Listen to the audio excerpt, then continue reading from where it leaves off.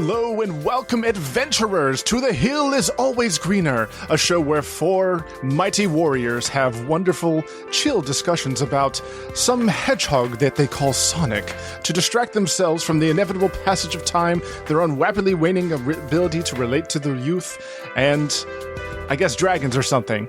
I am Rock the Jake. I'm Cyberlink, and for our next host, turn to page 32. I'm Game Buddy, but I need a short rest first before we set out.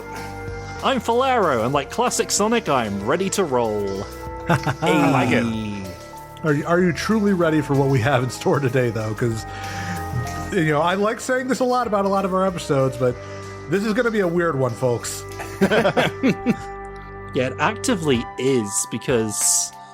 we've played games on the podcast before, but that's usually within the realm of things that we have set for ourselves. No, we are throwing away our control now. We're handing over the reins to an old British writer from the 90s, so I don't know how this is going to go. With old British writers from the 90s, that can go one of two ways, but... True. But no, this is going to be a weird one, folks, because we are going back to the UK in the early 90s to talk about the Sonic Gamebooks, a subject that, of the four of us, Falero was probably the most familiar with, but I would say this is the first step on the road to us eventually getting the murder of Sonic the Hedgehog. In a weird way. Yeah. In a strange way, though. Yes, this is interactive Sonic the Hedgehog fiction, the likes of which had not been seen at this point. Even in America, as I understand it. We were the only ones doing books like these, Sonic-based, at least. Yeah, Sonic-based, at least. Sort of branching fiction like this had existed for a good long while, but it really kind of took off with the Choose Your Own Adventure series in the 70s. And obviously that in turn went on to inspire, tabletop RPGs like Dungeons and Dragons. And you could arguably say that they were, that first stepping stone that led to the modern visual novel. So in a weird way, yeah. I suppose, yeah. Taking novels and making them actually interactive, but on a screen this time. Yeah, that's pretty cool. The thing about these books is, yes, I am the only one who's actually, physically held any of these. So these ones I actually did... I had a few of them. I think I had, the second one. That was Zone Rangers, and maybe the third one... which is actually what we're covering today. But basically, I had a few of these. They're little 100-page books, little paperback books. And, it's got loads of illustrations in it. It's about Sonic, so... But it's a lot more than you bargain for, because when I first saw these advertised in STC, I was like, oh, a game book? I bet it's massive, and you get crosswords and stuff, and you get, Sonic puzzles and stuff. And when I got into it, it's like, no, that's not what this is. What we're looking at here. No, you're thinking of the Ladybird Sonic game books. Yeah, that's what those ended up being, and those I didn't even know those existed back then. Those came later. What we got here isn't basically some pen and paper stuff, because you're going in here, you're going to have to assign attributes to Sonic the Hedgehog, and you're going to have to like it or lump it and roll a die and everything. It's more than I bargained for, that's for sure, as a small child. But they're really interesting. I feel like the UK had a lot more of these at the time, but I didn't really pay much attention to them because they weren't about Sonic the Hedgehog. But we did have them. Okay, yeah. Since we're all children of the 90s for the most part, I was going to make a joke, but I'm going to ask this seriously to you, Falero. Okay. Did the UK at the time have a comparatively compared to the US, a satanic panic regarding role-playing games at the time? Because I was going to joke why we didn't have them here is because if you had a choose your own adventure book but it told you to roll a die, that meant the devil was going to get into you. But now I'm genuinely curious. I could look this up after the show on my own, but I want to ask my friend instead. I can tell you that I do not remember if that was the case. I feel like that would be something people were talking about. Now, I don't think they were distracted about the idea of you're rolling dice and you're doing horrible arcane things there, so not allowed. I feel like we are far more distracted by getting rid of ninjas from media at the time, because apparently Yes. that was a huge, important cultural thing that we had to do. You had to get rid of ninjas and headbutting. Over here, it was, role-playing games and marijuana, and over there it was ninjas and headbutting. Mm-hmm. Now I'm just thinking of the Simpsons, a California cheeseburger.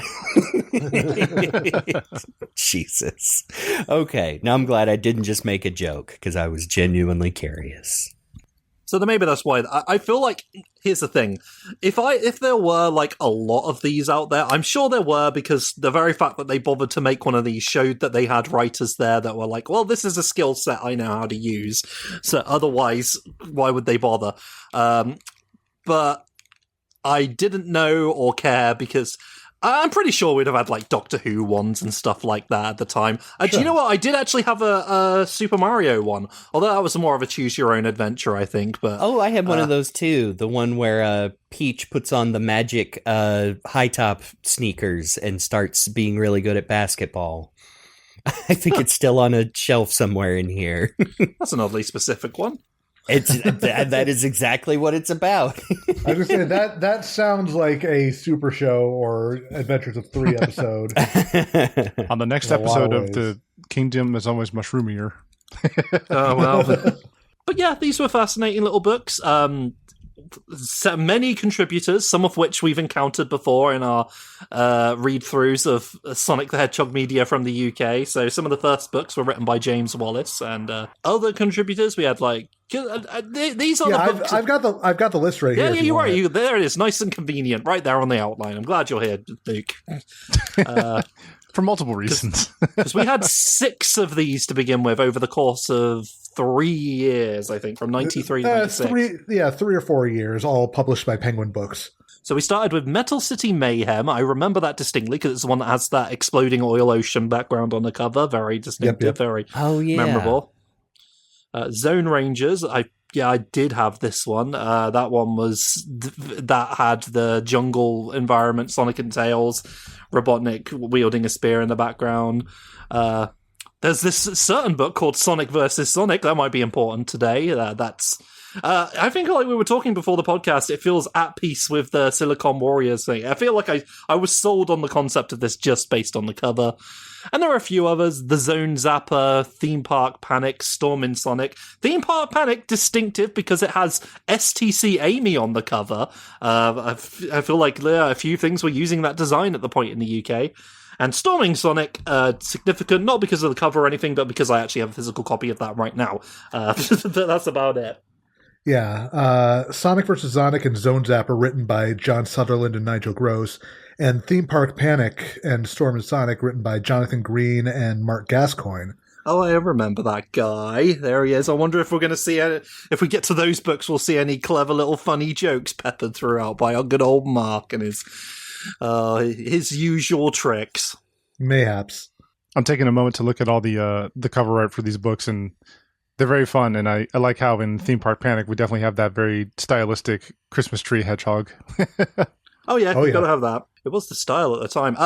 We initially, like, through these books, get like Greg Martin-esque US-style Robotnik in them, but like pretty much from the 5th book onward, maybe 5th or 6th book, it's Adventures Robotnik, because that's the style guide, and the style at the time, he's got to be big old Long John Baldry Robotnik. But for the purpose of this, we're going back to when Sonic was new in the West and cool, and it was just Sonic and Tails. So what are we covering today exactly? So we're specifically going to be covering Sonic vs. Zonik, the 3rd adventure game book. I love the cover with Sonic and this robot doppelganger basically doing the E.T. Yes, basically. Well, Tails is in a hole. I don't know what. Just Tails poking his where head he out belongs, of the hole. according to Stu. Yeah, that little nerd. Well, this is pre-Tails being the nerd, so this is just idiot baby child Tails, as I'm sure we'll discover. So it's fine. But yeah, there's that. Dim Tails, as we have taken to calling him. But there's Zonik. He's like Sonic, but it's almost like It's not the Mecha Sonic from Sonic 2, but it's kind of its own thing. He's just all grey. And he's got beady little screwy eyes, so... Yeah, like, that's a very distinct design. I kind of like how, like, almost mangled and, like, angular the design is on that. Yeah. I don't know the proper term for it, but it looks like scrap welded art from various recovered pieces. Think about the Iron Giant. Yes, exactly. That's what it's art. That's immediately what Let's see this guy get washed up on Scrapnik Island. But Cast of the Hill is Greener, I thought Zonik was a zone cop. No. Spelled differently. Zone cop is spelled with a C, and this guy's a K. Completely original concept. Actually, I mean, it's what you do if you want to have a slightly cooler sounding Sonic, I suppose. Zonik. No, well, knowing how this doppelganger gets his name, I would not say that, but we'll get there when we get there. Oh, what's the boss's name from Illbleed? Is it Zonik the Hedgehog? Zonik the Hedgehog. Okay, there's a D. Yes. We're going to be covering Sonic vs. Zonik today, but immediately you're going to be thinking, yeah, but this is a book with, you need a pencil and dice and everything. How are you going to be, like, actively keeping track of this stuff?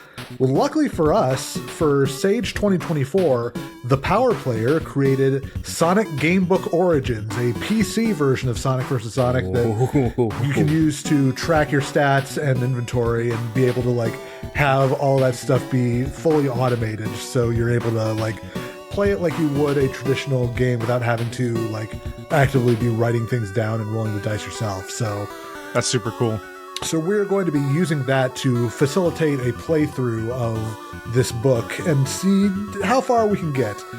So we're going to be playing through this PC version, and if all goes well, I would recommend you watch this on YouTube because I'll have the screen up on the little TV we like to have. But we're going to get things started with Sonic vs. Zonik. What's wrong with Sonic? The Green Hill Zone is under attack from a new enemy. Reports come in of a fast-moving blue creature bashing everything in sight. Surely this can't be Sonic, or has Robotnik cooked up another monstrous plan to crack the Blue Wonder? It's up to you to find out. Use your speed, skill, and agility in this part story, part game adventure. But think fast and move quickly. Only the best can keep up with Sonic. Can you handle it, kids? Are you cool enough and fast enough to handle this written prose? If Sonic dies, it's your fault. It's true. That's always been true. That is actually, since the dawn of Sonic, his death is on your hands. You'll feel like little Jeremy after the end of this hero story of Sonic Adventure 2. Exactly. Farewell, Sonic, forever.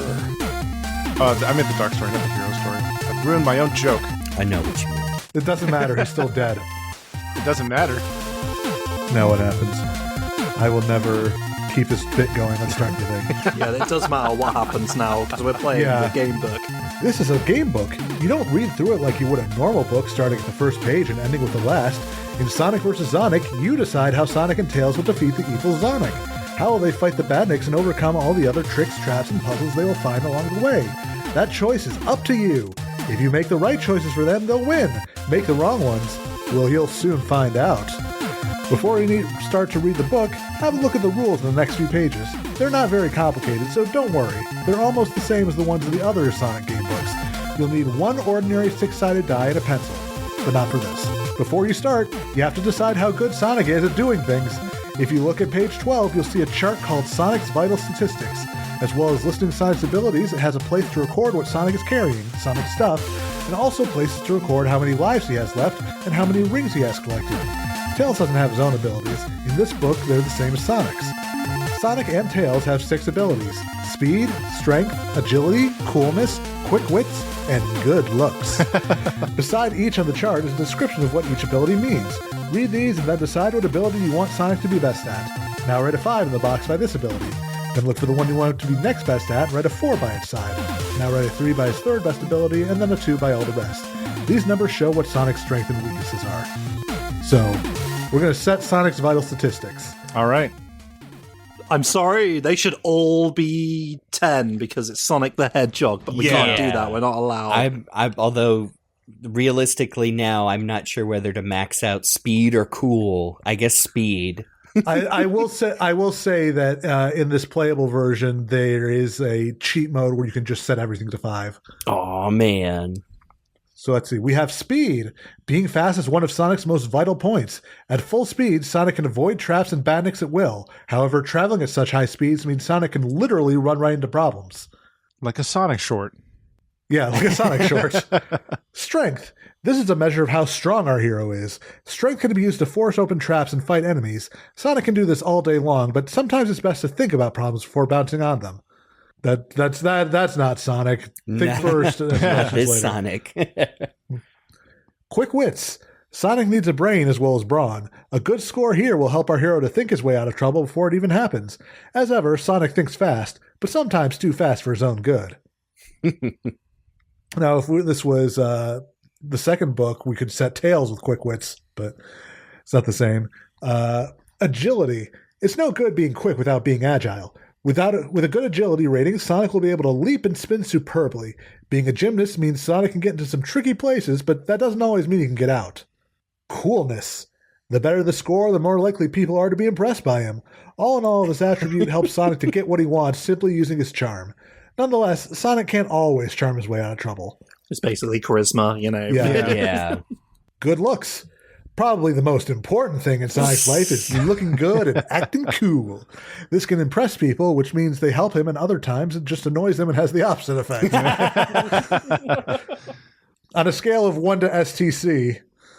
I know. This all really depends on what kind of Sonic we are crafting in this playthrough. Well, you know what? Hey, you need to. This is where you can decide for yourself, kids out there. If you're dissatisfied with Sonic's characterization, now's your chance to evenly distribute the stats and work it out for yourself. What's most important to you about Sonic? Oh, sorry, I don't see the wind as one of the potential things. The wind. Maybe that's a perk we can pick up later. Yeah, I like this. I mean, it immediately reminds me of like the Fallout special system. Oh yeah, you roll at the beginning of those games. So, what do we want to make Sonic's best stat? I mean, still my immediate knee jerk is speed needs to be the our highest here. I agree. just for Sonic. Speed it is. Just wonder how that's going to apply to actual in-game play. Yeah. We'll find out. We'll find out if we need to use the speed very much. So what do we want his second strongest ability to be? Let's see. So we have speed. It was what? Strength, quick wits, agility, coolness, and good looks. I'm kind of thinking quick wits. I think so too. Especially because this is a British one, and like, you know, in the British novels that we've read so far, Sonic actually does have quick wits in those. So, and I think in general, even a modern incarnation of Sonic is pretty quick-witted. All right, quick wits it is. Third strongest? Good looks. Yeah, keep in mind the rest after this will automatically get 2s in every stat. Yeah. Oh, okay. Well, I'm torn between agility and whatever the cool factor was. Yeah, I'm kind of feeling coolness for 3. What do you think, Chris? Sorry, just the idea. I'm feeling coolness right now when I'm thinking about Sonic the Hedgehog. I feel like it's good to have sort of like a spread of like one physical, one brain, and one, I guess, social. Yeah. Yeah. So I feel I'm okay with coolness being the next one. I'm sure it will pay off. Going once, going twice, sold. These stats are okay. We get into the first chapter and it turns out that good looks is incredibly important and we just botched Lord. our run. Yeah, it's like it's like speech. It's completely broken.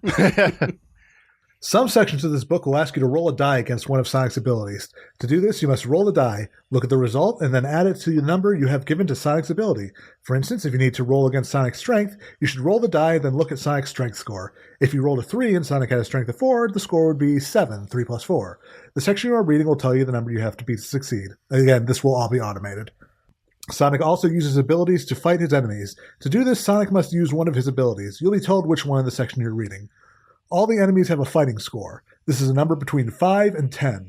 The lower the number, the worse they are at fighting. To fight them, roll the die and add to the ability score that Sonic is using. If Sonic rolls higher than or equal to an enemy's fighting score, then he has hit. Some enemies need more than one hit to destroy them, but it is meets at beats rules. If an enemy is not destroyed, then they can try to hit Sonic. Roll one die to add it to its fighting score. If the result is more than 10, then it is hit Sonic. Ouch! If Tails is helping Sonic, then Sonic can add 3 to his die roll. In some cases, this may be less, but it depends on what's happening. If Sonic's hit by an enemy, he will either lose all his rings, or if he doesn't have any, he will lose one of his lives.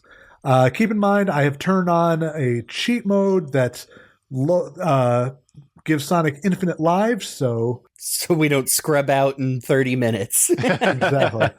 And as we have established, the live system is outdated and no longer needed, so I feel like this is the Origins version, yes. Correct. This is the director's cut. Sonic starts the book with 3 lives. If he loses them all, he has failed and must start the adventure again from the beginning. Tails has no lives of his own. If Sonic has lost all his, then he must go back to the beginning as well. Sonic can buy an extra life with 100 rings if he wants to, but he must have collected 100 rings first. Beware, some parts of the adventure need rings to gain access to parts of the zones. So all of that are relevant, but I do like the idea, though. Like, when you're a kid, it's like, oh, it's like playing the games, because like, if I get 100 rings, I get an extra life. Yeah. That's fun. And then you try playing it, and you're like, oh no, I'm already dead, so that's not so fun. The Tails assisting in Sonic's armor score just makes me think he's holding him in front of him as the Badnik. It's like Peach holding Toad in Smash Brothers. Yeah. Or that one Sonic short. Yeah. Yep. I do like it says Tails has no lives of his own. He has no life of his own. He just goes for Sonic. Like He's eternally trapped in his shadow. Sonic starts with a few items. These are already written down in Sonic stuff. They include an energy gun. This nifty piece of hardware shoots out a beam of pure cool. Anything evil or eggy caught by it will be frozen for a while. Unfortunately, every time Sonic fires it, it'll cost 10 rings, so use it wisely. The book will tell you if and when he can use his stuff. Throughout the adventure, he'll be able to pick up other things. Write these down in Sonic stuff so that you'll remember what he's collected. Again, automated. Also, cross off the ones he and Tails don't have anymore. Somewhere in this adventure, Sonic will find the Zone chip. This may be used at any time in the game by turning to section 237. You will not see this number printed in the book very often, so make a note of it when you find the chip. Otherwise, Sonic won't be able to use it. Sonic and Tails will find rings and be given credits and points in the adventure, and you'll need to write these down as well. Remember to use a pencil, though, as this will need to be altered quite a lot as you read this book.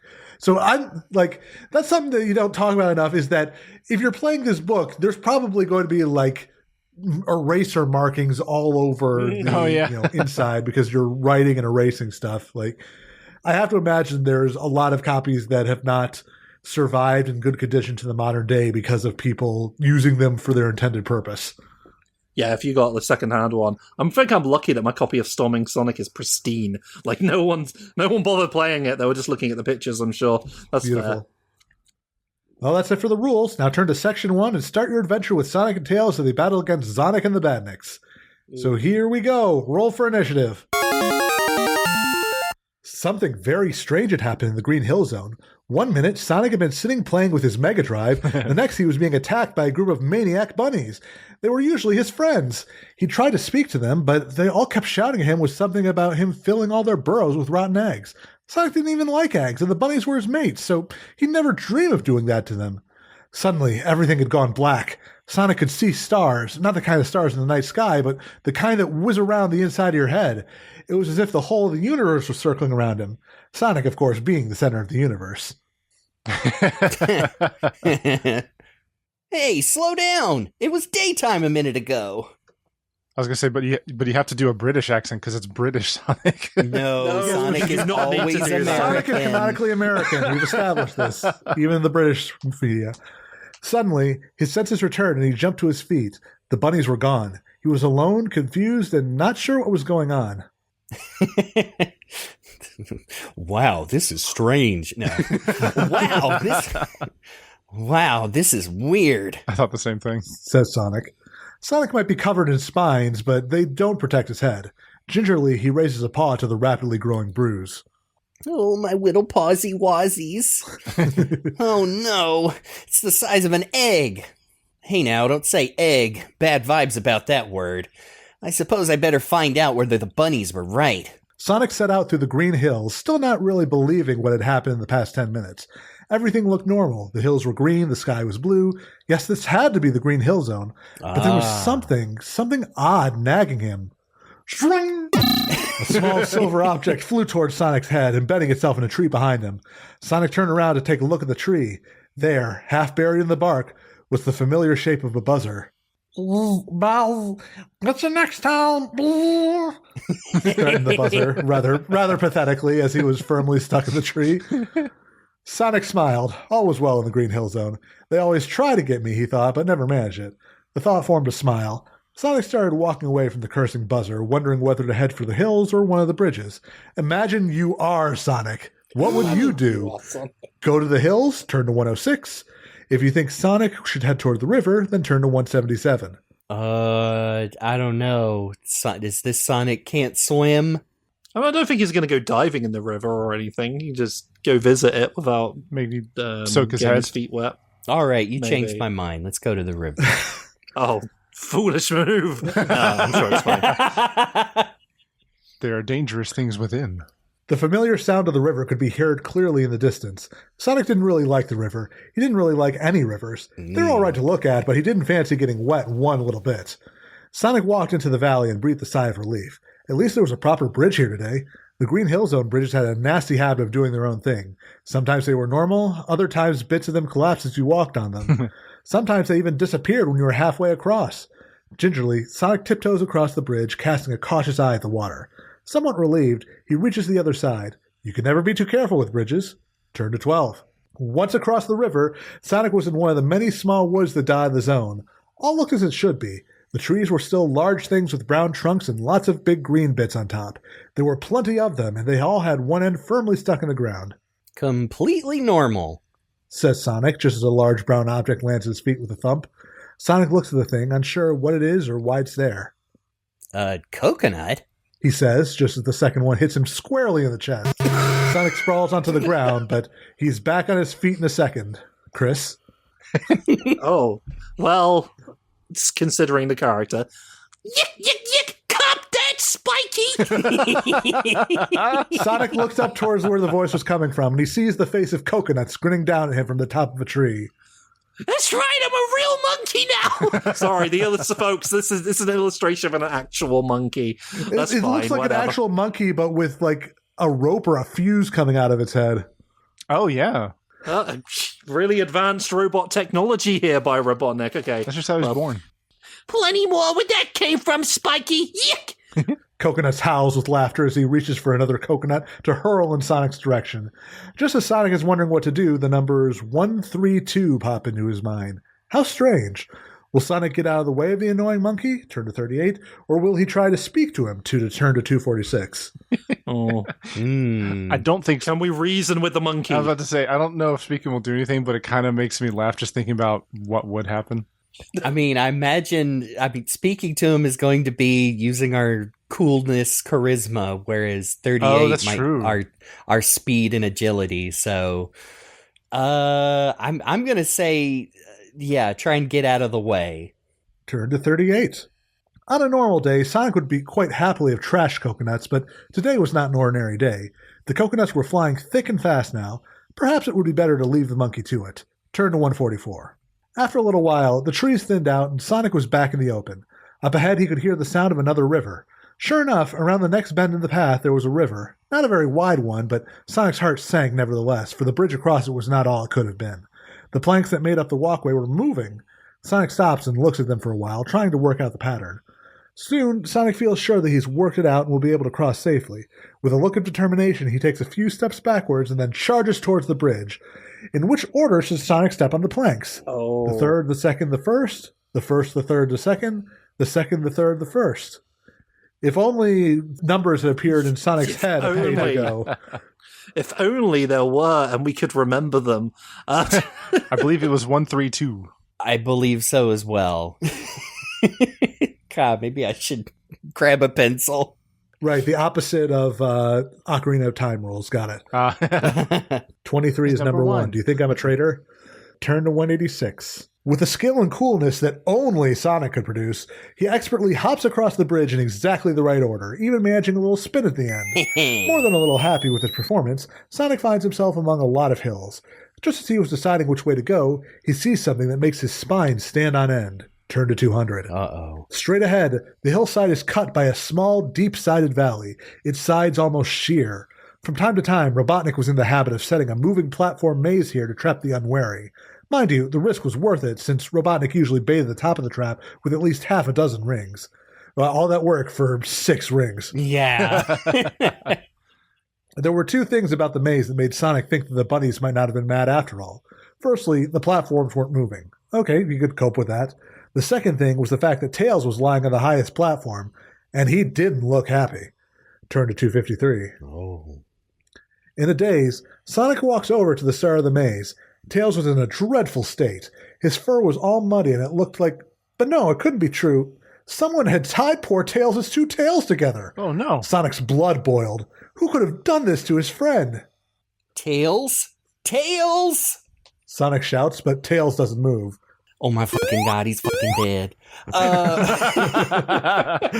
must rescue him! Sonic says aloud. Sonic looks at the platforms and spots a small wooden lever set into the cliff. Should Sonic try to help Tails, turn to 139, or will he have a look at the lever, turn to 207? If this was a saw trap, probably pull the lever first, because that would drop down the tape recorder. Spots a small. Maybe the lever. What's the worst that could happen? Maybe Tails is up there. He's bait. The lever is set about 3 meters above the floor of the valley. An easy jump for someone of Sonic's ability, isn't it? Uh-oh. Roll the die and add the result to Sonic's agility. If the score is more than 6, turn to 47. If the score is less than 6, turn to 162. 4 plus 2, 6 means it beats it. Yay! No trouble whatsoever. Sonic leaps through the air, and with one deft flick of the wrist, the lever has been pulled. Almost immediately, the platforms whir into action behind him. Turn to 233. Now, the platforms are moving again. The route up to Tails is an easy one. Well, at least it was easy for someone like Sonic. 3 hops, a jump, 1 little spin, and a final hop, and Sonic gets to the top. He looks anxiously down at the motionless body of Tails. His friend looks awful. He looks like shit. The stakes have never been higher. He is dead. Tails! Sonic reaches out a paw to touch his friend. Tails, it's me, Sonic! He says. Gradually, Tails wakes up. He looks at Sonic, his eyes getting wider and wider, Jake. No! Stay away from me! Stay away! Tails screams. He tries to hover, but he can't because his tails are tied together. His eyes look wild, and Sonic is sure that he is frightened. But Tails, it's me, Sonic. I'm your friend. Who did this to you? You did! You did! Howls Tails, his eyes filling with tears. With this, Tails tries once more to hover. This time, the knot in his tails falls out, and he is away. Come back! Yells Sonic, but his friend is already gone. Turn to 98. The height of drama. The drama. Sonic can't believe what is happening. Tails has been his best friend ever since he can remember. Determined to catch up with Tails, Sonic leaps off the platform and tumbles expertly onto the floor of the valley, with not a single spine out of place. Tails is already a long way off up the valley, and Sonic hares off after him. Sonic moves a lot faster than Tails, and he's catching up easily when disaster strikes. Roll the die and add the result to Sonic's quick wits. Uh-oh. Gotta hit 7. Oh, no! Turn to 284. Sonic is just too busy trying to catch up with his friend to notice the small stream. When at last he does see it, it's too late. Sonic lands in it with a loud splash. Turn to 244. Bad news! Sonic's worst nightmare comes true. The river is ice cold. Already Sonic can feel himself slowly sinking. Oh, no. The cold is severely limiting his aquatic abilities. There's only one thing for it. He calls out and hopes Tails will come to the rescue. Roll the die and add the result to Sonic's good looks. If the score is 5 or more, turn to 104. If the score is less than 5, turn to 131. Oh no, Jake was right. No. There's good looks. Oh, no! More bad news. Try as he might, Sonic just can't think of the right thing to say. Tails must be upset with him, not even to come and help him out of a fix like this. Sonic must go back to 244 and try and think of something better to say. Okay. Standing a few paces in front of him is the familiar figure of his friend Tails, who has, it must be said, a rather odd look in his eye. There's a terrible silence that seems to last ages before Tails finally reaches out with a tree branch. Sonic gratefully grabs it. Tails pulls the soaking hedgehog out of the water. Running, spinning, and jumping across the green hill zone, Sonic is quickly gaining on his friend Tails. Sonic cannot help but wonder why Tails is trying to get away from him. Perhaps this is a game? Maybe Tails is just trying to see if Sonic is awake enough to close the gap. At last, Sonic catches up with Tails and skids to a halt. Tails looks tired and afraid. Sonic goes towards him, but Tails backs off. Why are you running away from me? Sonic splutters. Tails just looks at him, Sonic getting desperate. What is going on here? Sonic demands. Tails continues looking at Sonic and leans a little closer to him. This makes Sonic feel a bit weird, like some kind of exhibit in a zoo. Now that Tails is this close, Sonic is shocked at the state of him. As well as the mud and dirt, poor old Tails' fur is singed and blackened in over a dozen places. Yeesh. Sonic is still confused. Oof. He opens his mouth to repeat the questions. Tails quickly reaches out with a paw and touches Sonic on the snout. Then, quick as a flash, he whips the paw away again. What are you up to, Tails? Exclaims Sonic. Tails just smiles. So it is you, he says, very relieved. The real you, after all. Turn to 291. Needless to say, Tails had something of a story to tell Sonic. So you see, whatever it is, looked just like you, and every time it touched me, it burnt. Look. And every time we kissed, I swear I could fly. Tails pointed to the singe marks all over his fur. That's why I knew it was really you when I touched you. Sonic was baffled. Who on earth would want to go and impersonate him? Who can it be? He said aloud. I don't know, replied Tails. But whoever it is, he needs to be stopped.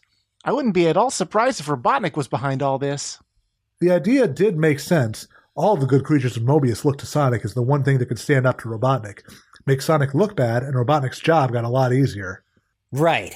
Let's go get him, Tails. Sonic was on his feet in an instant. But we don't know where to look, said Tails. Now that, annoying as it was a very good point. Any ideas? Said Sonic. Tails paused and thought for a while. I last saw it, the bad Sonic, heading for the chemical zone, but that was about an hour ago, I think. Oh boy, the chemical zone. I remember that level. It's just chemicals. It's just chemicals. Right, let's go that way then. Sonic was already clothing up for a sprint.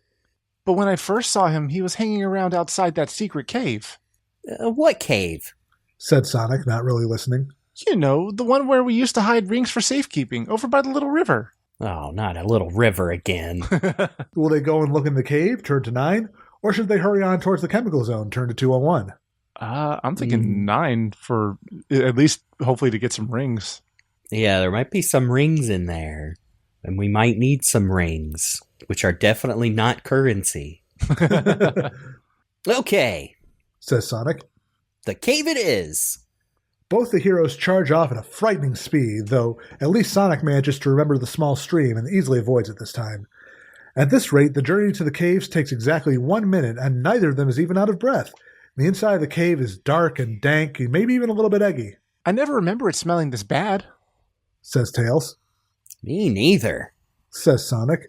After a few moments, their eyes get used to the darkness, and Sonic can see a pile of rings in the corner. Hey, at least the rings are still safe, says Sonic as he starts to pick them up. Beside the pile of rings, Sonic sees a small computer chip. He picks it up and looks at it. There are brief instructions printed on the side of it. Zone chip. To activate, insert 10 rings per person. Sonic may now use the zone chip at any time. To use it, cross off 10 rings from Sonic's stuff, or 20 rings if Tails is using it too. Then make a note of the section you are reading before turning to 237. Tails, however, has spotted something else. Over in the far corner is a small needle-shaped thing, and it's glowing blue. Sonic has managed to collect 10 rings, add them to his vital statistics sheet. They are already up here now. And if you would like him to go and have a look at the blue needle, turn to 174. If you think it's about time the heroes left, turn to 201. Got a load of stuff now. We got some junk to use at a moment's notice. Yeah. Blue glowing needle. Zone chip. Sorry, the listening only audience. The zone chip is represented by a potato chip that is spinning endlessly. Perpetual motion chip. Very wonderful nice model of potato chip. Very good. I don't know. I'm curious about the blue needle. Okay. In the words of the man himself, his experience has taught me to investigate anything that glows. The blue needle is glowing with a faint light on the floor of the cave. It looks very much like one of Sonic's spines. I'll keep Jim Carrey away from it. Just thinking, Yeah. If you think the needle isn't important and should be left where it is, then hurry on to the chemical plant. Turn to 201. Where's the plant now? If Sonic picks up the needle, turn to 75. What do we do, Gotta Chris? pick up that needle. How will Sonic pick up the needle? My gosh. If he uses his hands, turn to 140. If he uses a pair of tweezers, if he has them, the zone chip might help, then turn to 219. We can't make Tails do it. I'm sure it'll be fine because we've got no other options right now. Yeah.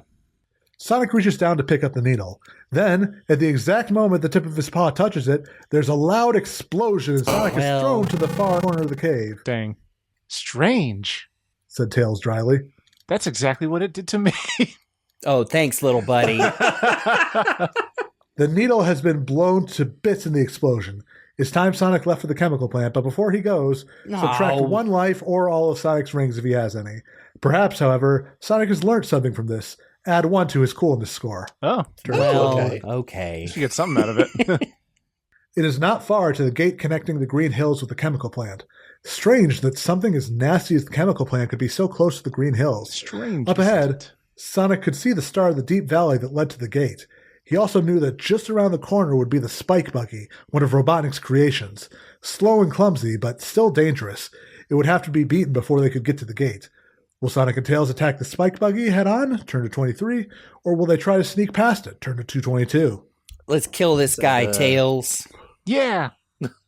Damn. We're going to have to kill this time. Exactly. Oh, yeah. Sonic and Tails have beaten the Spike Buggy so many times before that this should be a walkover. Around the corner in the valley, the familiar shape of Robotnik's creation comes into view. When Sonic first came across it, Robotnik himself used to drive the contraption, but when he kept losing, he automated the buggy to drive itself. The buggy isn't moving. It can't have seen either of our heroes yet. They creep closer and closer. Still, the buggy remains absolutely motionless. What's up with it? It's never done this before, says Tails in a whisper. Patience never being his strong point, Sonic determines to investigate. Well, let's find out, shall we? Charge! With that, Sonic hurls himself towards the buggy.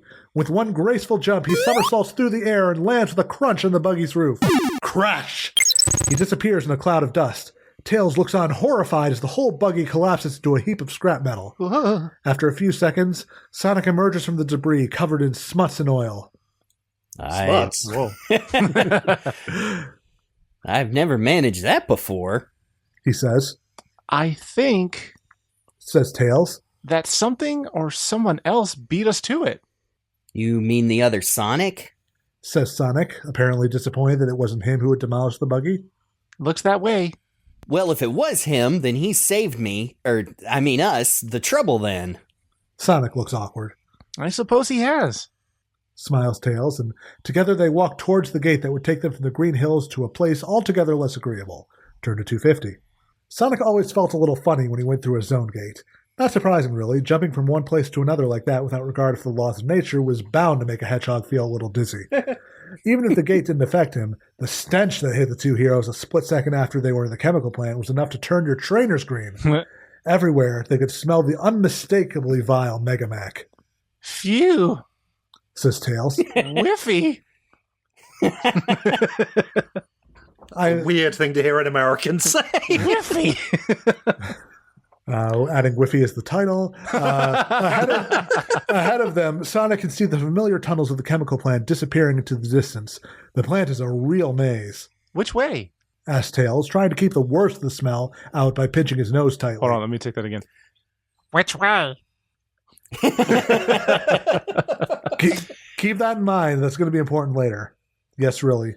Your guess is as good as mine, replies Sonic. In front of them, the tunnel branches to the left and to the right. Should they go left 7 or right 61? What do we do, Chris? What do we do?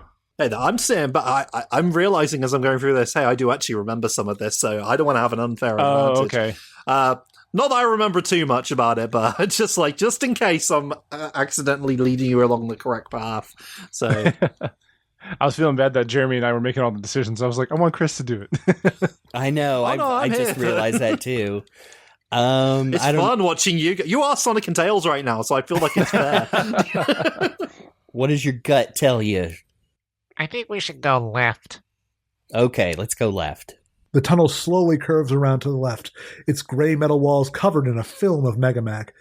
There are even puddles on it, the tunnel floor. Being careful to avoid these, Sonic and Tails slowly walk along, trying to think of anything to take their minds off the awful smell.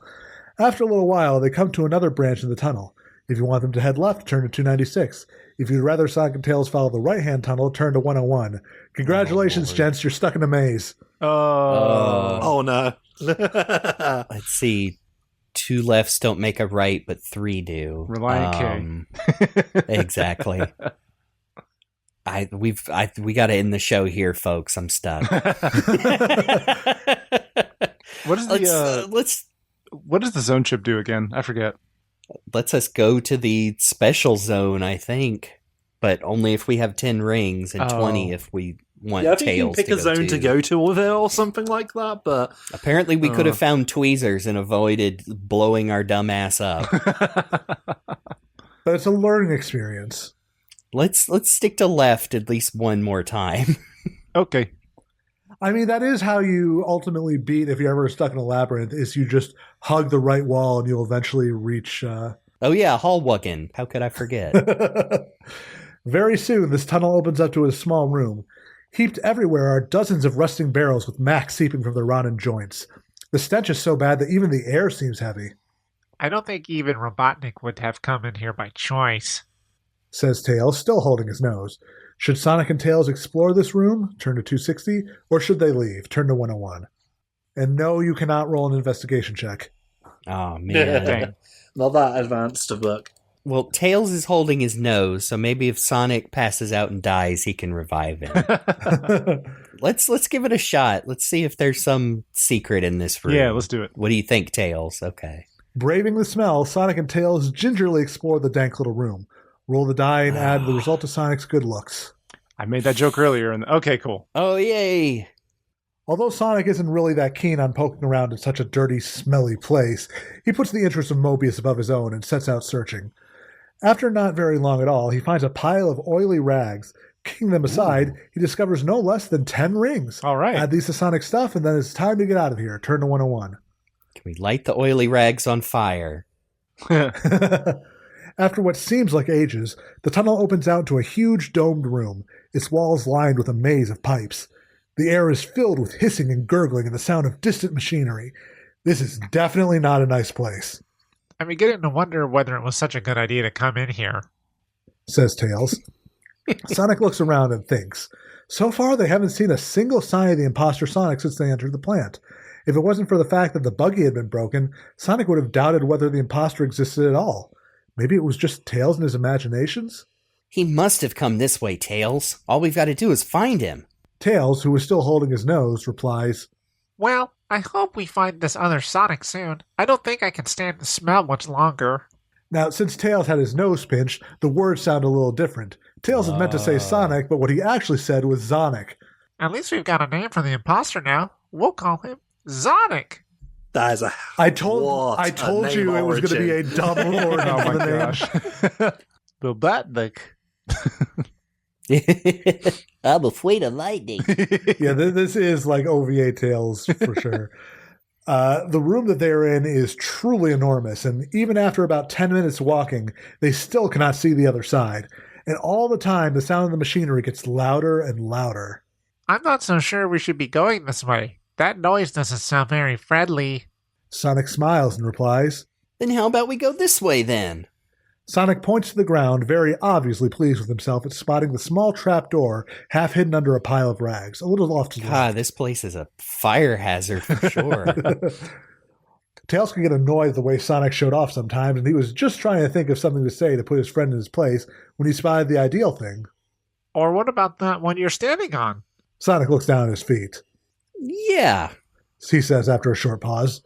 Or that one. Should they go down the trapdoor under the pile of rags or the one that Sonic is standing on? Which trapdoor, boys? Come on. Are you about to be trapped in the perilous pit? Oh no. Oh, my gut tells me the one Tails pointed out. Which is the one right underneath Sonic? Yes. Yeah, I think so. 15.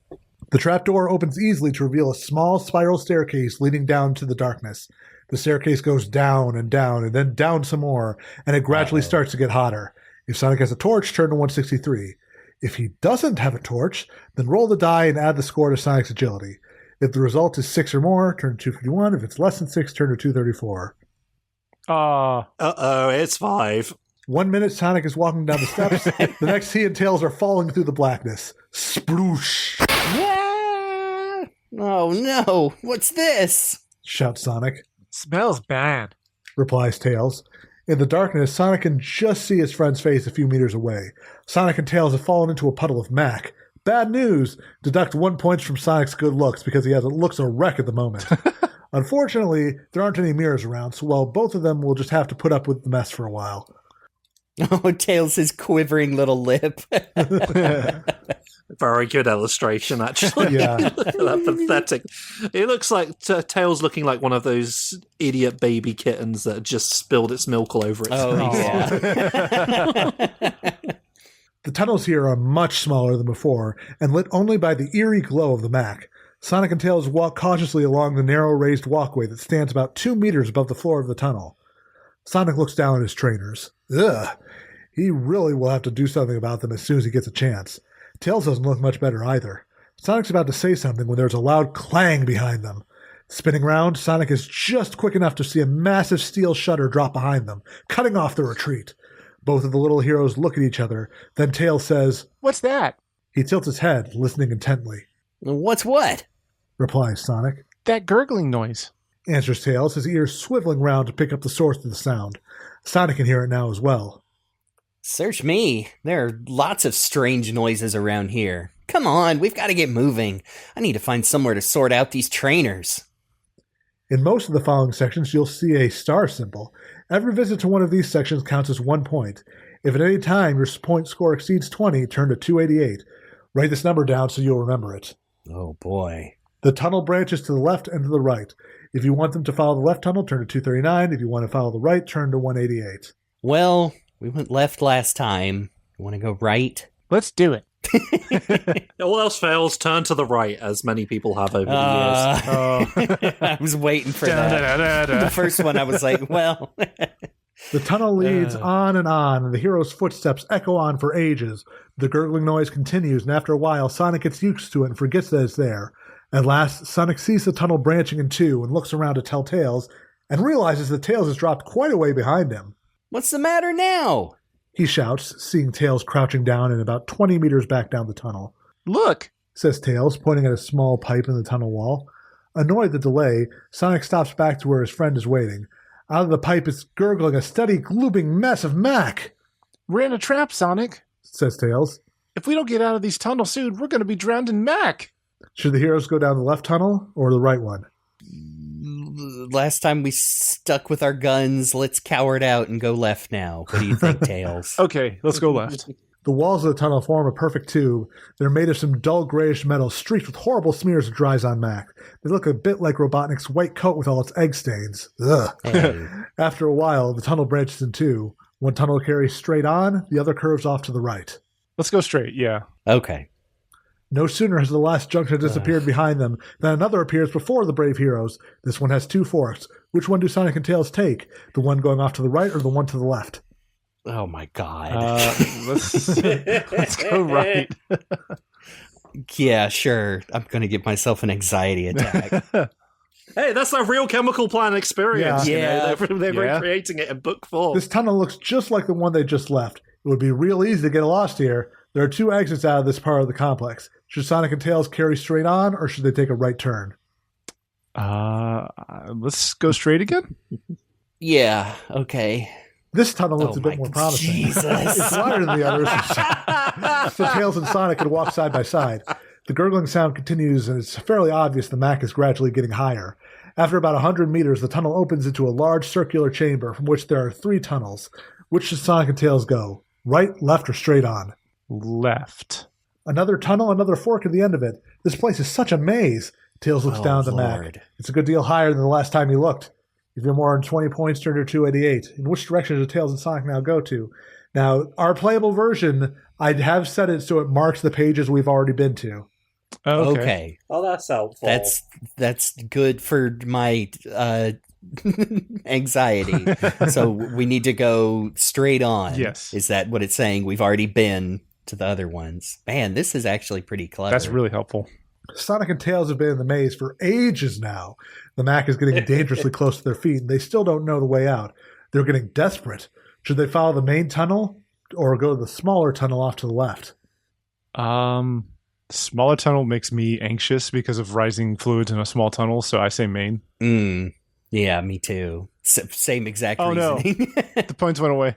Slowly, the tunnel gets wider and wider and begins to climb uphill. The level of the Mac begins to drop as they climb. Finally, they turn one more corner in the huge tunnel and come face to face with a huge archway.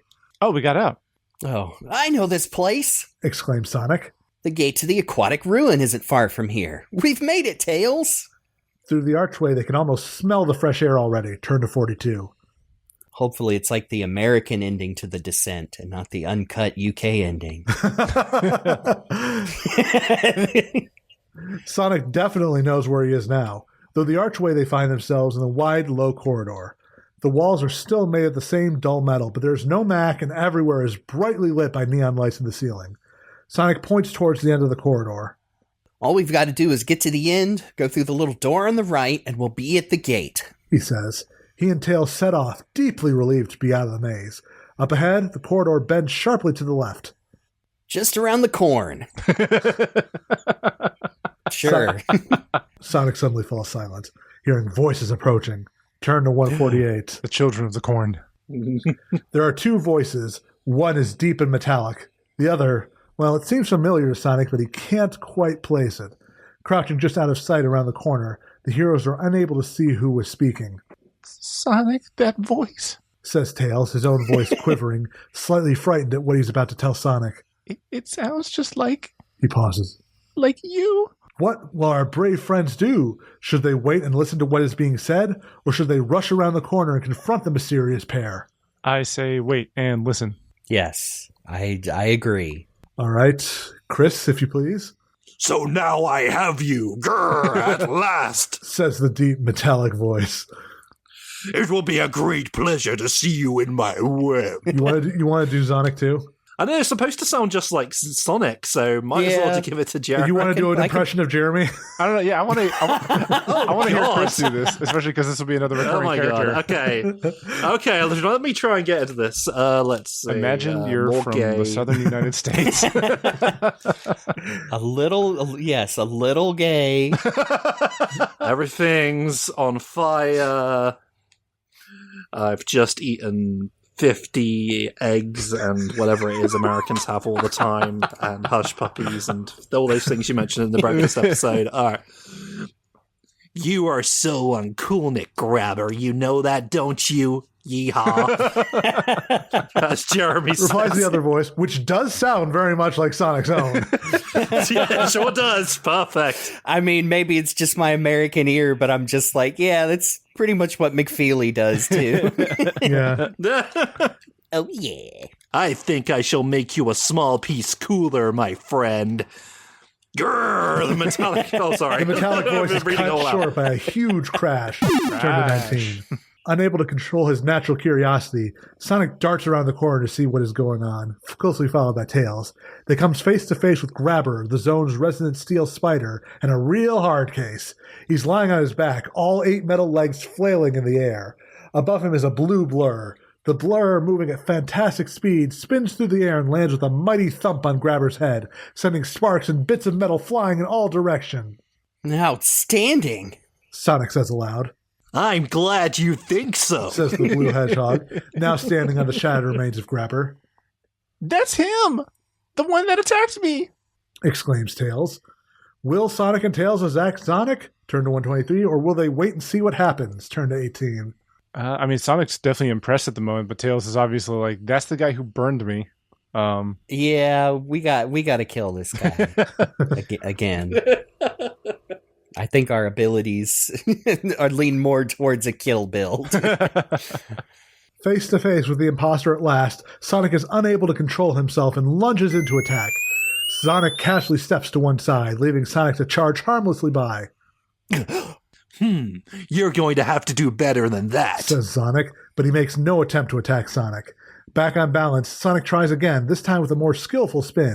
But again, Zonik sidesteps the attack. Now, says Zonik, raising a finger pointed directly at Sonic. is not the time. I love it. With that, he launches into an enormous spin that sends him over Sonic's head past the hovering tails. In a second, he is gone.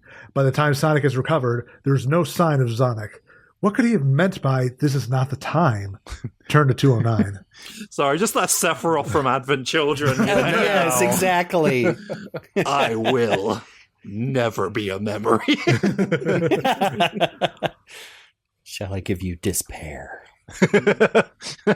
Zonik really be like, the promised time will arrive once more. Mother! Neither Sonic nor Tails really knows what to make of all this. The only thing that's for sure is that Zonik has to be stopped, though how they're going to do it remains to be seen. Through the gate to the aquatic ruin, the sea breeze hits them like a breath of fresh air. Or rather, it should have done. Instead, all they could smell was oil. Oh. Looks like the oil ocean to me, Sonic. I thought you said this was going to be the aquatic ruin, says Tails. Well, it should be, replies a rather puzzled Sonic. In front of them stretches the coastline, usually lapped by brilliant blue seas. Today, the sea has turned black, like oil. Looks like oil. Smells like oil. Tastes like oil, says Tails, bending down to dip a paw on the edge of the sea. And feels like oil, too. Okay, so it's oil, says Sonic, a little irritated. The normal route down the submerged city lies straight in front of them. About 100 meters over to the right, a small sailing boat lies on the beach. Will Sonic and Tails go by the normal route, or will they try the boat? Aquatic ruin looking more like oil ruin right now. Maybe Tails can use his tails as propellers for the boat. Will the book think of that? Maybe. Well, they have, I mean, yes, they know Tails can fly and use his tails. Yeah, let's try the boat. I'll use my tails as tails and my feet like feet.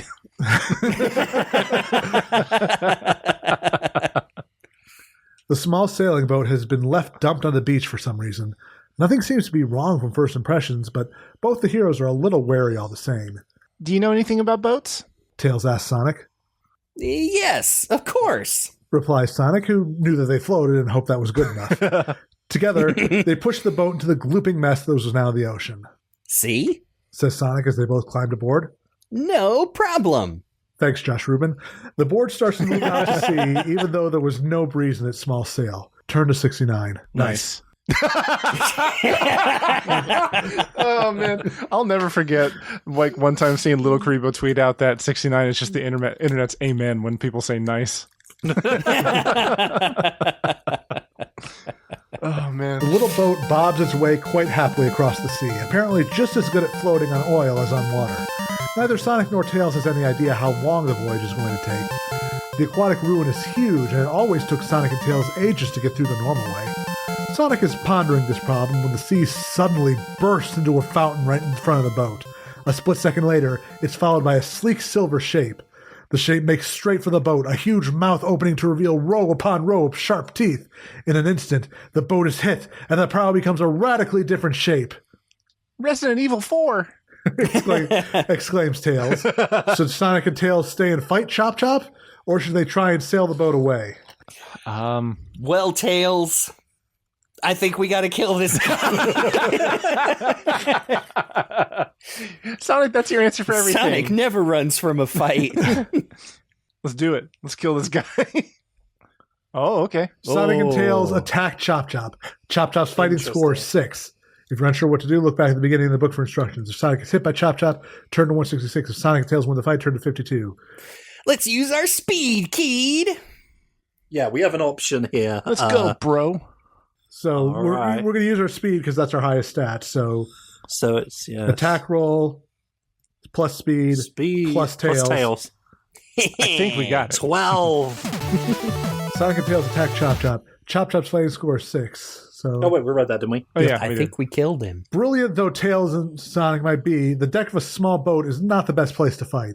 They managed to fend off Chop Chop for quite a while, but it really is only a matter of time.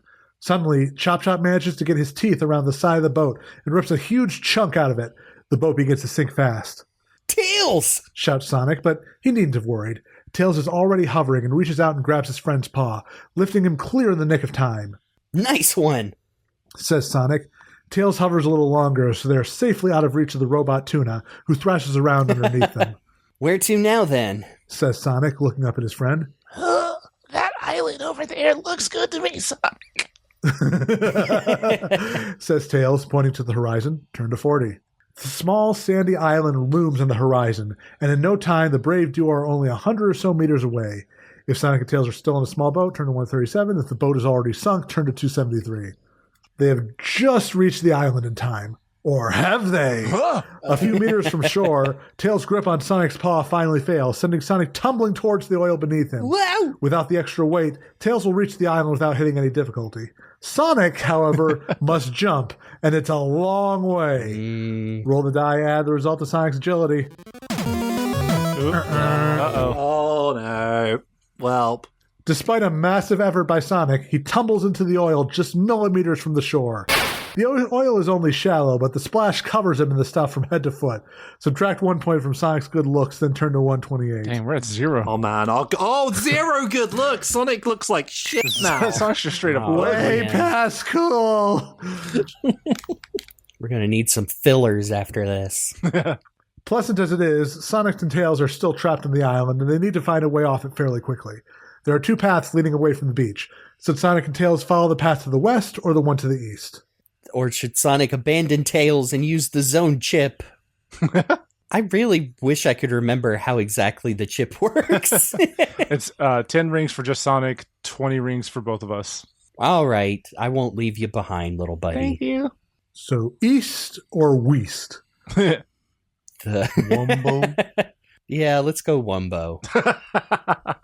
The sandy path leads into the jungle, running beneath huge palm trees.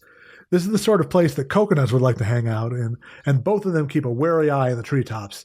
In fact, they're so intent looking above them that the first neither knew of the treasure chest was when Tails walked straight into it with a thump. Ow! Says Tails, stubbing his paw against the half-buried chest. Sonic looks at the large wooden chest that stands right in the middle of the pathway. Now, who would want to put a treasure chest in such an obvious position? Perhaps they dropped it. Says Tails, rubbing his paw. Or Says Sonic. they, whoever they are, wanted us to find The it. Illuminati. Do you want Sonic to open the chest and see what's inside it, or leave the chest where it is? What if it's a mimic? Open the chest. Open the chest. Oh, but we just... Open what the if chest. we'd lose all our rings? Open the chest. All right, Tails, you open it. Tails making a very convincing argument here. Okay. Leaning forward, Sonic gingerly Son of a reaches out bitch. the paw and tries to lay the chest. It's not locked, Here we go, then. Tails. says Sonic. And with a flick of the wrist, the lid is open. Peering inside, they can see gold. Unable to resist the temptation, Tails reaches out to paw to touch it. Boom! The chest was trapped. Both Sonic and Tails are thrown back by the explosion to land with a thump on the ground. Deduct 1 point from Sonic's strength or remove 10 rings from Sonic's stuff. The choice is yours. Turn to 80. Sorry, I just love the way that Jake, took over Tails there. He became primal and yes, we need to open the chest, I don't care. I have no brain now. And then Tails acted exactly as though he were possessed by Jake in that moment. So, I guess the game chose for us in this instance. Yeah, we had rings to lose, so... Oh, I see. So you're penalized even if you had 0 rings. Okay, well. After another short walk, the pathway opens to a large clearing into the jungle. In the middle is a small hut made of twigs, leaves, and other bits and pieces from the forest. From the small chimney comes a thin wisp of white smoke. There must be someone at home. Should Sonic and Tails go see who lives in the hut, or should they carry on looking for some way off the island? The illustration looking slightly different than the description. It's like Grandma's house. oh, that's a pleasant little cottage. Yeah, it's in the middle of the forest. Pleasant little cottage. Well, you know what I always say, little buddy. It's not breaking and entering if there's no cops around. I thought you said never pee unless your wife is watching. I thought it was always pee after sex. The inside of the hut is very dim, and although Sonic and Tails strain their eyes, they cannot see very far inside. but they can hear something breathing and moving about. Raising his paw, Sonic knocks politely on the door. Who is it? Spluttered a voice from inside. It was the muffled voice of a person with a cold. Oh, I know that feeling. Sonic! A sharp nudge in the ribs reminds Sonic to say. And Tails, of course. Come in, then. Says the voice. I'm sticking with it. It takes a few seconds for their eyes to get used to the darkness of the hut, but then Sonic and Tails can see a small, homely room. Sitting in a well-stuffed armchair is the owner of the hut. I'm keeping the voice. Look at this illustration. Sorry, I know the listening audience can't see it. This is why you need to watch the YouTube version, because here's a skunk boy with tail shoes, and he's on so stinky. And on the counter, he has a huge thing of the air freshener. And there's stink lines. Oh, they got the stink lines and everything. Hi, I'm Whiffy. Pleased to meet you. The furry black and white creature says, holding out a paw towards Sonic. Hello. Reprise, Sonic. I've heard a lot about you. Says Whiffy. I used to live in the Green Hills a few years ago, but being a skunk doesn't trend to make you very popular, so I came to live here. Whiffy goes on to tell Sonic and Tails that he's seen lots of Robotnik's madniks around lately, and that they seem to be looking for something, though unfortunately he doesn't know what. After a long chat, Whiffy gives Sonic a map. This will show you the way to a speedboat that's moored on the other side of the island. There are even instructions on how to drive it on the other side of the map. Just as Sonic and Tails are about to leave, Whiffy says, Oh, one more thing. Take this. It might come in useful sometime. He hands over a small brown bottle with a cork jammed tightly into it. Add this to Sonic's stuff and turn to 28. Dang. Is it in a paper bag as well? Give him some moonshine. Oh, no. Bottle of Whiffy liquid in our inventory now. That's homemade. Still not the most repulsive skunk character in Sonic fiction. Correct. True. Following Whiffy's well-drawn map, our heroes have no trouble finding the secret little cove, and sure enough, tied against one side is a sleek and powerful speedboat. Following the rest of Whiffy's instructions, the pair set off eastwards. Compared to the sailing boat, this one zooms along like the wind. We'll be there in no time at this rate. Shouts Tails, straining to make his voice heard above the roar of the boat's engines. Above them, the sky is a perfect blue, except for an odd little gray cloud. Sonic looks at it. Something about the cloud wasn't quite right. Will Sonic take the speedboat to look at the cloud, or will he head on towards the casino zone? Well, we haven't turned up any, side quests so far, so... My naturally ingrained paranoia makes me want to look at that cloud. Turns out it's the cloud enemy from Kirby. It's got an eyeball in it. Turns out there's a flock camera in it. We need to strip it down for the copper wires. All right. Yeah, fuck this cloud. What's up with this? I'm sorry, I'm still looking at Whiffy because he reminds me of some skunk character I remember from a long time ago. I'm trying to place who it was. Yeah. Oh, duh. I know exactly who I'm thinking of. It's not who you think I'm thinking of. It is Conker's rival, Honker the Skunk. Oh. I gotta look this up now. Oh, look. Oh, jeez. Only showed up in the Game Boy game. Okay, I was about to say. Oh, right. Yeah, of course. That's pre Bad Fur Day. Looks like Conker in some problematic cosplay. Yeah, I was thinking well, it literally was a different time back then. Sorry, Whiffy is also he is mostly skunk, but his legs and arms are left I assume skin color or tan colored, flesh colored. So he looks like he's either shaved or he's wearing a skunk costume. I don't know. I mean, he might be for all we know. He does kind of remind me of some really early STC background animal characters. Absolutely. Yeah. Carefully, Sonic steers the boat towards the cloud. The closer they get, the odder the cloud looks. It appears almost solid and doesn't change shape like a cloud should. Then, when they're almost right underneath it, the cloud suddenly shimmers and disappears. There's a bright flash. Rubbing his eyes, Sonic looks up again and sees in its place a bright silver hover ship, just like the one Robotnik is in the habit of flying around in. So, this is where you've got to, is it? Booms out a mechanical voice from the ship. It's Robotnik! What will Sonic and Tails do? Will they stay and speak to Robotnik, or will they try and sail away to Casino Zone? This guy. that would be very funny if I'm like, oh, cool, bye. What do you say, Tails? Should we stick around and insult this guy's physical appearance? Heck yeah. As we're wont to do in this age? He's fat. I've been looking for you. You must get back to the Metropolis Zone and help with the cloning. Booms out the voice. Roll the die twice and add the score to Sonic's quick wits. Oh, yeah. Ooh, and we got a did 13. Quick as a flash, Sonic realizes that Robotnik has mistaken him for the evil Zonik.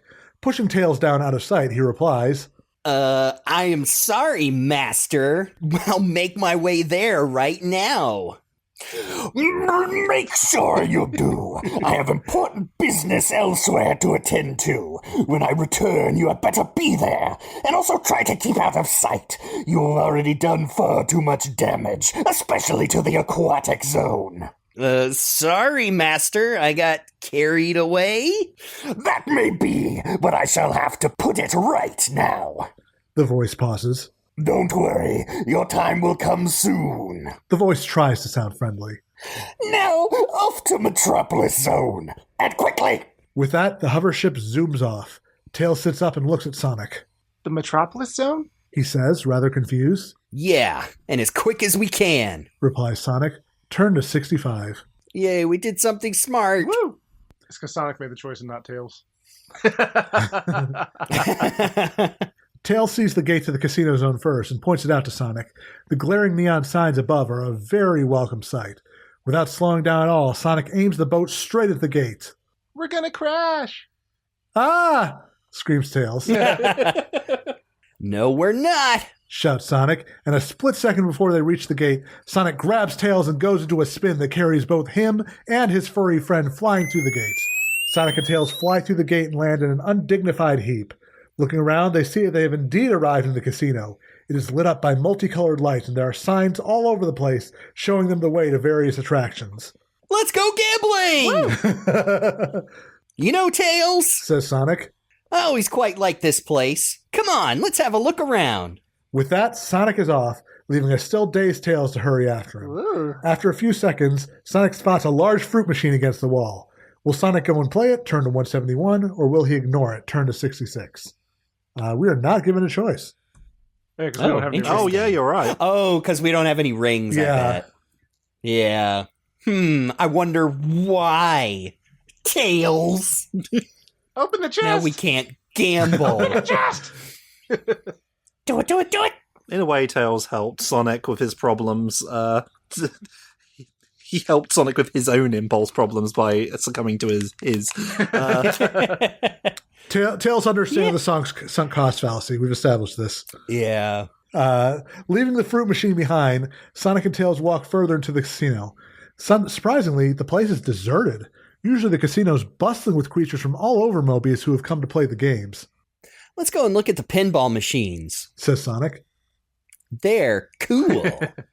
The casino was famous for its pinball machines, though even Sonic had to admit they had been a bit of a pain when Robotnik had to go with them. But that was all in the past. All right, then. Says Tails. But just a quick look. Sonic is already charging off towards the pinball hall before Tails finishes speaking. Turn to 113. Whoa. Oh, no. Who's this guy? Sonic races around the corner and then screeches to a halt. Standing in front of the ornate entrance to the pinball hall is a giant of a man dressed in a bright red uniform. He must be nearly 3 meters tall.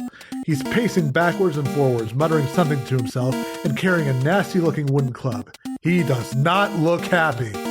Tails is caught up with Sonic. The man has not seen either of them yet, but unfortunately he's blocking the entrance. Who will go and speak to the man with the club? Sonic or Tails? Uh-oh. I know our coolness is in the No, basement. the good looks are in the basement. No, the coolness is fine. The coolness got a boost. It's the good I looks that's the forgot. Good problem. look. Yeah, well, yeah. Sonic. Coolness. Okay, yeah. Sonic is currently We'll just a cool Uggo. Yeah. We don't have any rings to shoot him with. If things go ass over tea kettle, we can smash Whiffy liquid over the top of his head. Yeah. So I think Sonic should talk to him. Okay. His stats are looking pretty good. Sonic sets off boldly around the corner and realizes almost at once he has made a bad mistake. Uh-oh. The man sees Sonic and his face goes purple with rage. So you're back, are you? Well, this time I'm ready. He says, before charging towards Sonic, swinging the club straight at the Hedgehog's head. This looks very much like another case of mistaken identity. Sonic will have to think and talk very fast to get out of this one. Roll the die, add the result. All right. Oh, okay, yes. we passed it. Just made it. Woohoo! Using every bit of charm he's got, Sonic manages to persuade the man.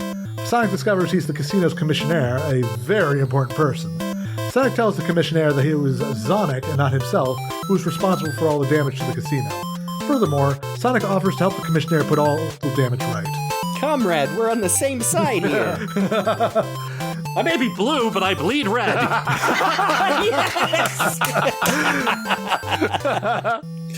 The commissioner explains that Zonik has ransacked most of the casino and scared away all of its customers. All the damage must be put right, and quickly. If Sonic and Tails will help him, the commissioner will be pleased to return the favor. To help them, he gives them 50 credits. They can own them in Sonic stuff, now they're at the top of the screen. While Sonic and Tails are in the casino, they can be used just like rings. Unfortunately, they're worthless everywhere else. Now to 274. All right.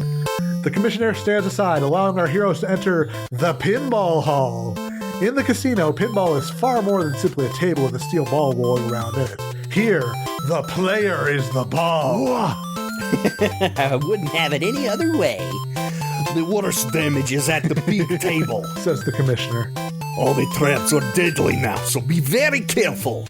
Taking the man's advice, Sonic and Tails climb into the entrance to the machine. Good luck! Shouts the commissioner. I'll meet you at the other end. Sonic looks up the steep ramp along which both he and Tails will soon be catapulted. Here we go then. Let's roll. He says, reaching up towards the start button. How hard will Sonic press the button?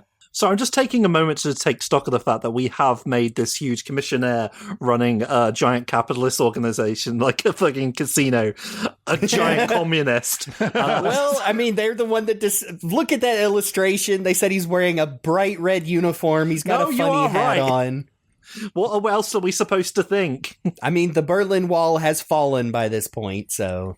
All I'm saying is that when we do Sonic versus Zonik animated, Derek will be playing the commissionaire. Baby, I would smash that button as hard as I could. What do you think, Tails? Yeah, let's do it.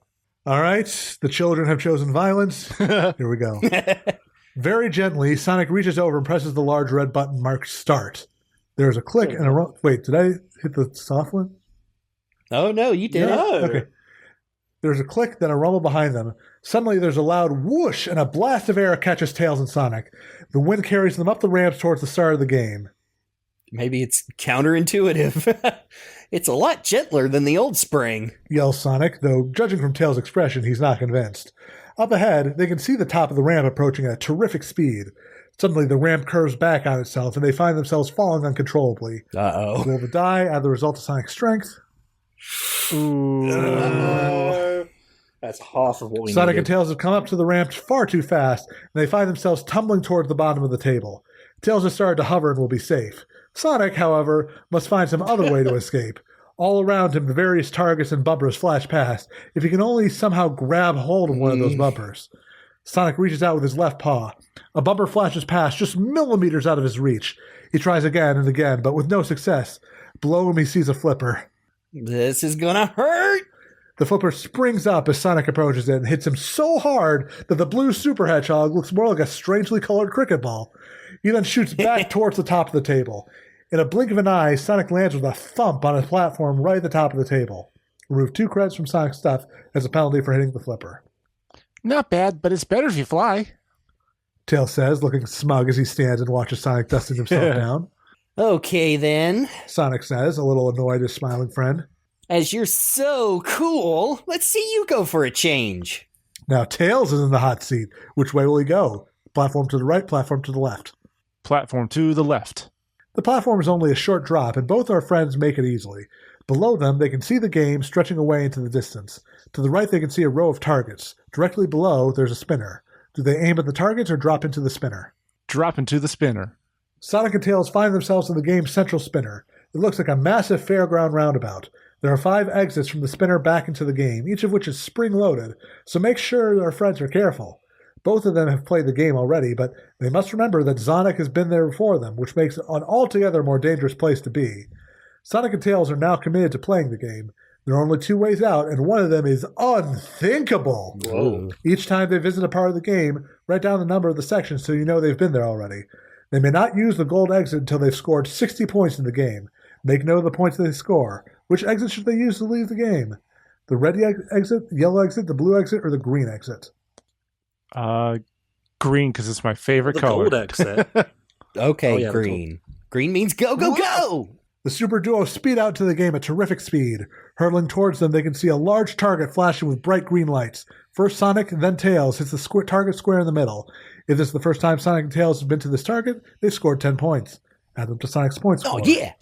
Now roll the die, add the result to Sonic's speed. A bouncer or another bouncer? Let's the first bouncer. Yeah. Why not? The bouncer. Reacting with incredible speed, Sonic grabs the target with one paw and Tails with the other, sending both of them whizzing off toward a mushroom bouncer on the right. They hit the bouncer square on, scoring 5 points as this is the first time they've been here. They then bounce back the way they came towards the target again. Turn to 86. All right. Let's go to another bouncer. Okay, same thing. 5 more points. Go back to the central spinner. All right, red, yellow, or blue? Yellow. And it was all Like the buckles on my shoes you can't see. Yellow. Sonic and Tails speed out into the game at terrific speed.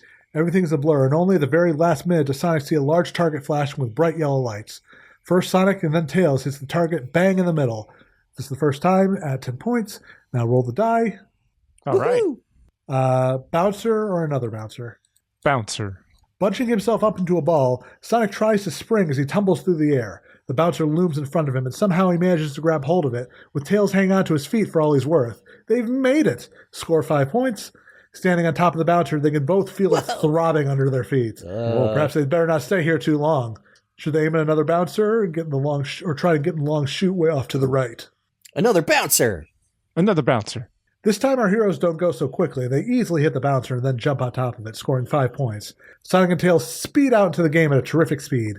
Everything's a blur, and only at the very last minute does Sonic see a large target flashing with bright red lights. Okay, I think we're back to this room, right? This is a different room, but it still got us points. Okay, different room. So roll again. Uh-oh. Uh-oh! Sonic and Tails mistime their move. Missing their target, they are caught in the game's gravity field and are pulled down towards the bottom in the waiting flippers. Bang! A flipper smashes them back towards the top of the game. Ouch, that hurt! Remove 5 credits from Sonic's stuff. Turn to 124. Yeah, let's go blue. Cool like me. We've hit 60 points. Okay. All right. Yay! Bring back, I guess we can go to the gold exit now. So, 124? Sonic and Tails find themselves in the game's central spinner. Gold exit is now open. All right. The gold door opens, and Sonic and Tails find themselves careening down a long tunnel.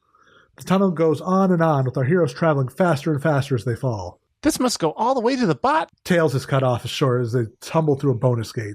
The gate clatters around, winning our game gurus no less than 40 points. Unfortunately, though, they're now following all of control towards the bottom of the game. Sonic looks down. Oh no! He sees the gaping black hole streaming up towards them. Looks like it's game over! Tails and Sonic tumble through the game over hole together. Turn to 135.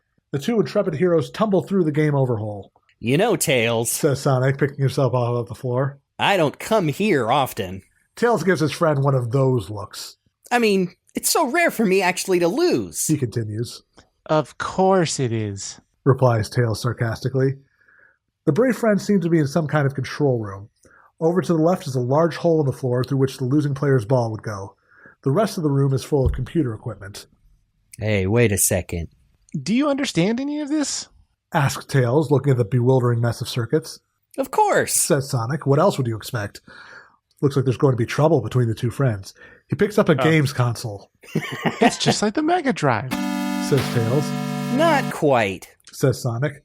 Look. He points to the title of the cartridge. Death Ball? I haven't heard of that one. Well, I think we've just been playing it. It's wired straight into the main computer. The machine is indeed plugged into the game's main control console. No guesses about who did this, eh? Says Sonic. Looks like we've just missed him again. Yes. Replies Tails, wondering if they will ever catch up to the evil Zonik. Sorry, it's just that look of Tails in the illustration that really fits what Jake just said. He does not look like he's here right now. Yes. Not a thought behind those eyes. Still, there's an easy way to sort out the game for the commissionaire. He says, and he reaches out to pull the connecting wire from the console. Roll the dice. Yay! We got it. Sonic notices the small black and red wire underneath the Mega Drive. Following with his eyes, he sees it leads underneath the console to, Oh no! Don't touch it! It's a bomb! But wait! This isn't a Mega Drive! This is a bomb! I want to touch it. Just in time, he reaches out to grab Tails' paw. Whew, that was close. Exclaims Sonic. Tails swallows hard. Gulp. That was close.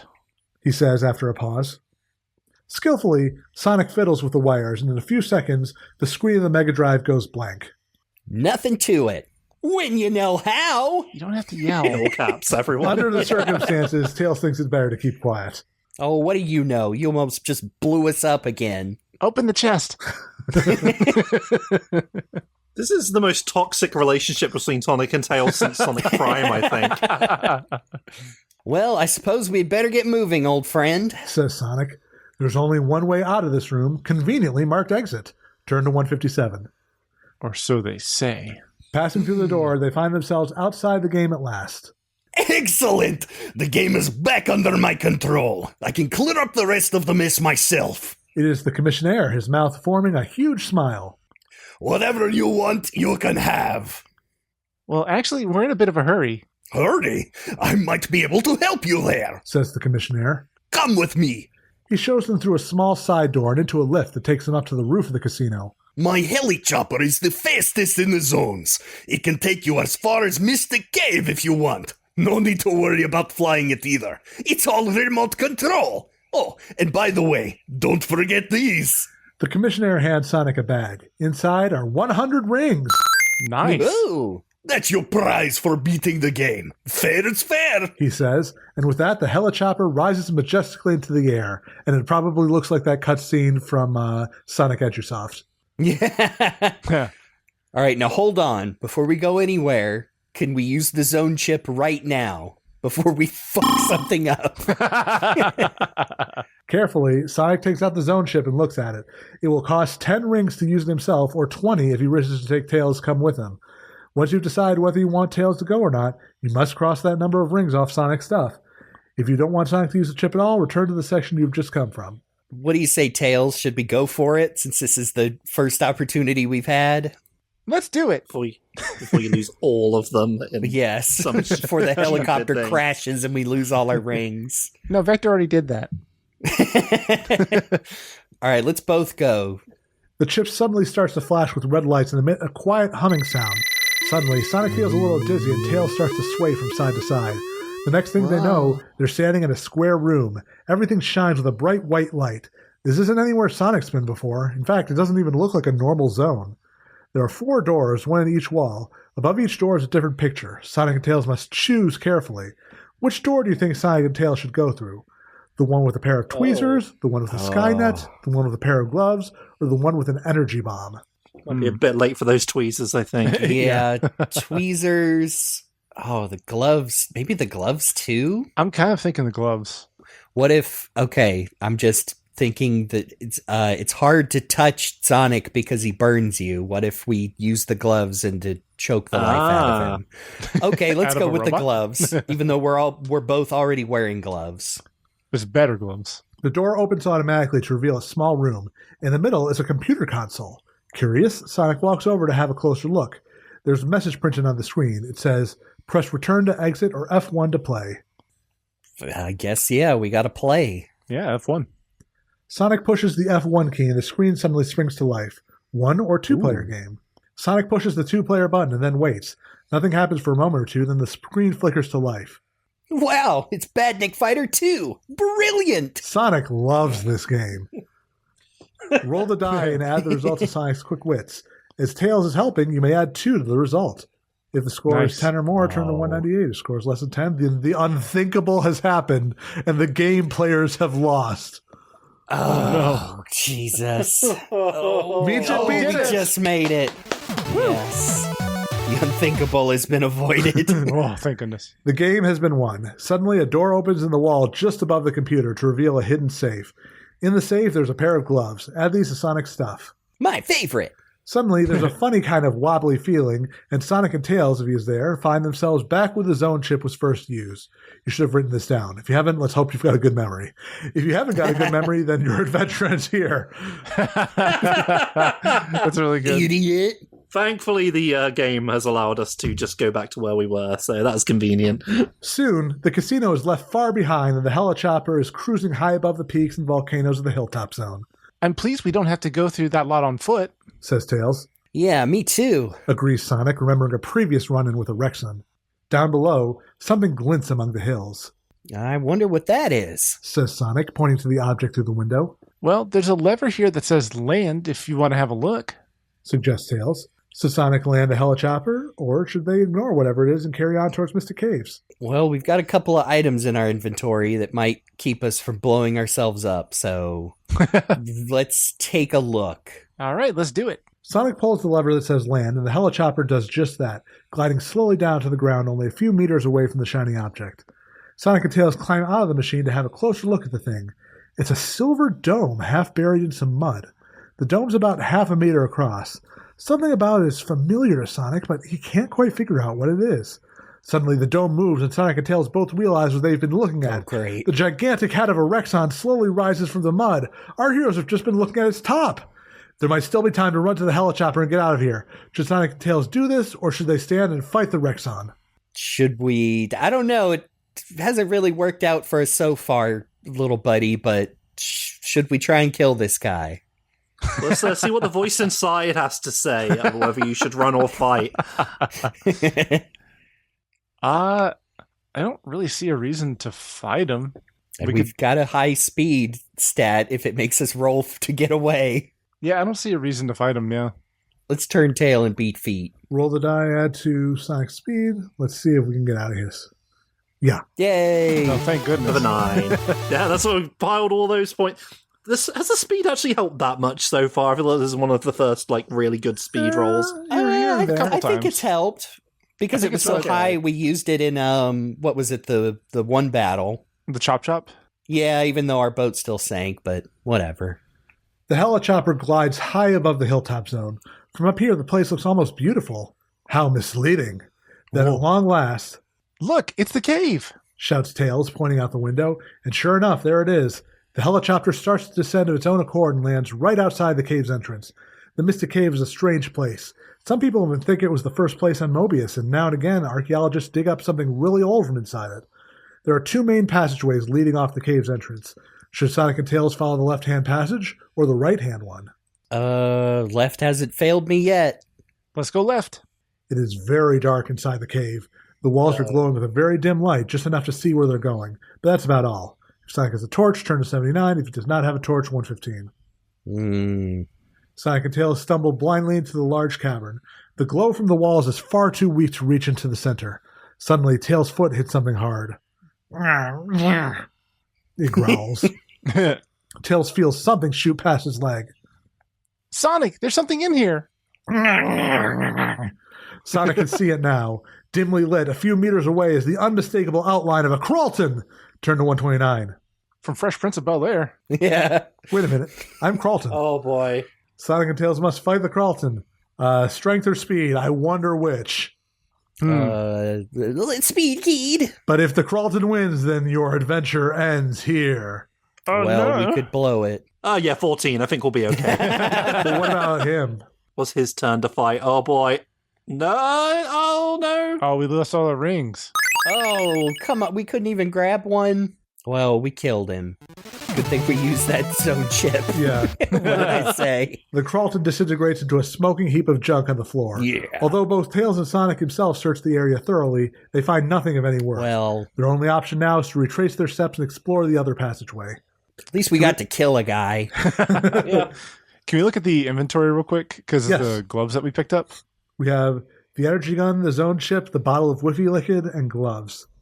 I assume that if it's context sensitive to where if we are able to lose, it's they'll give us the context option. sensitive. Not Sensitive to teasing. context.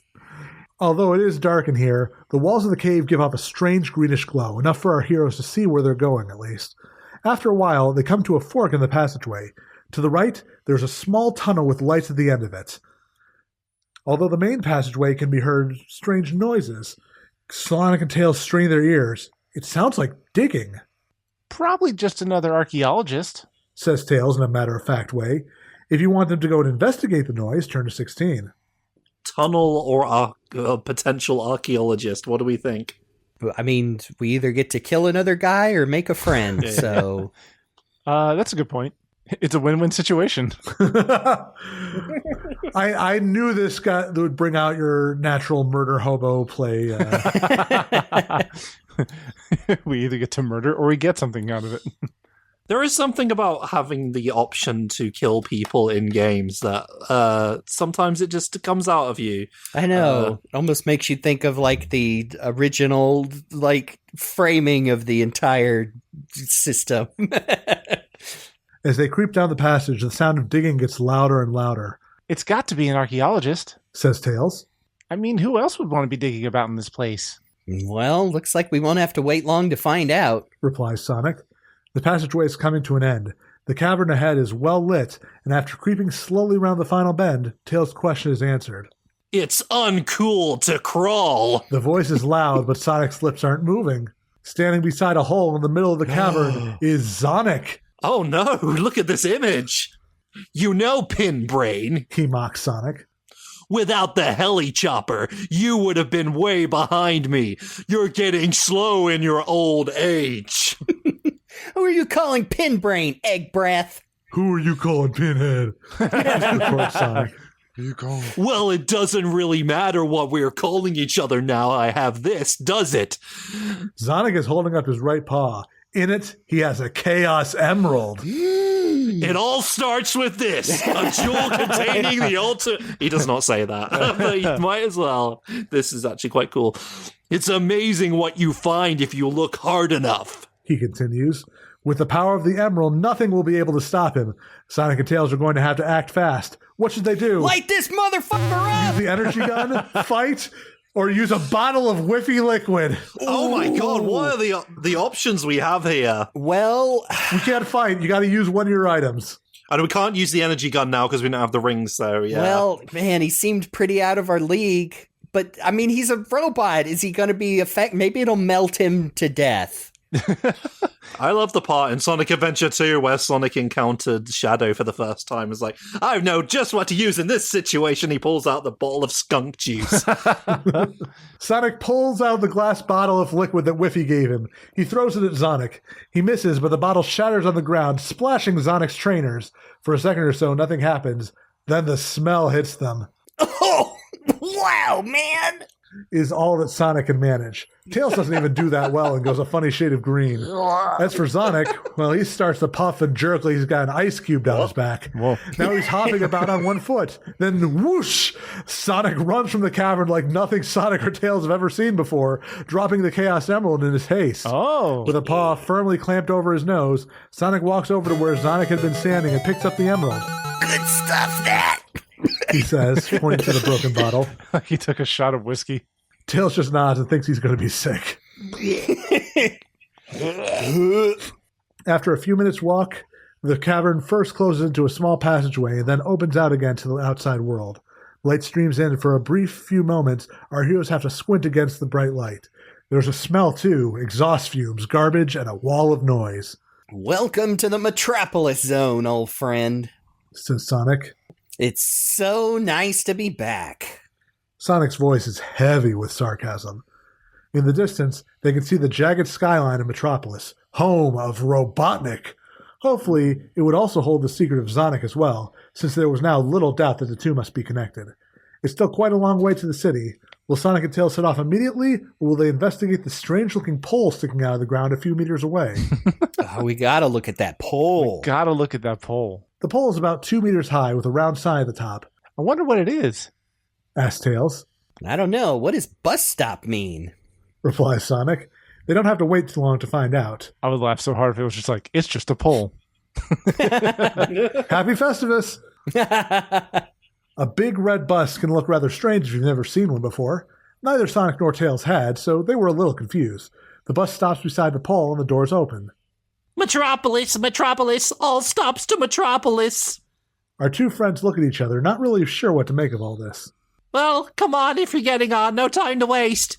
Will Sonic and Tails get on the bus, or will they set off on foot? Well, I guess this will be the test whether this is a functioning public transportation or not, if they let us get on without any money. What do you say, Tails? Let's get on the bus. Carefully, Sonic and then Tails get on the bus. Sitting behind the steering wheel is a small silver robot wearing a rather battered peaked cap. Where to, then? What will Sonic say? All the way, please, the city gates, or what do you recommend? What do you recommend? The weirdest choice. The weirdest question you could ask a bus driver, so why not? Surprise me. Yeah, hey, buddy. Yeah, what do you think? I ain't never been here before. Take me somewhere nice. What do you mean? What do I recommend? I've got better things to do to answer full questions like that. The bus driver seems very annoyed for some reason. Now, either you tell me where you want to go, I'm leaving you here. Okay, let's go to the city gates, because all the way, please, he might take a different way. This one stops just inside the west gate. Take your seats, please.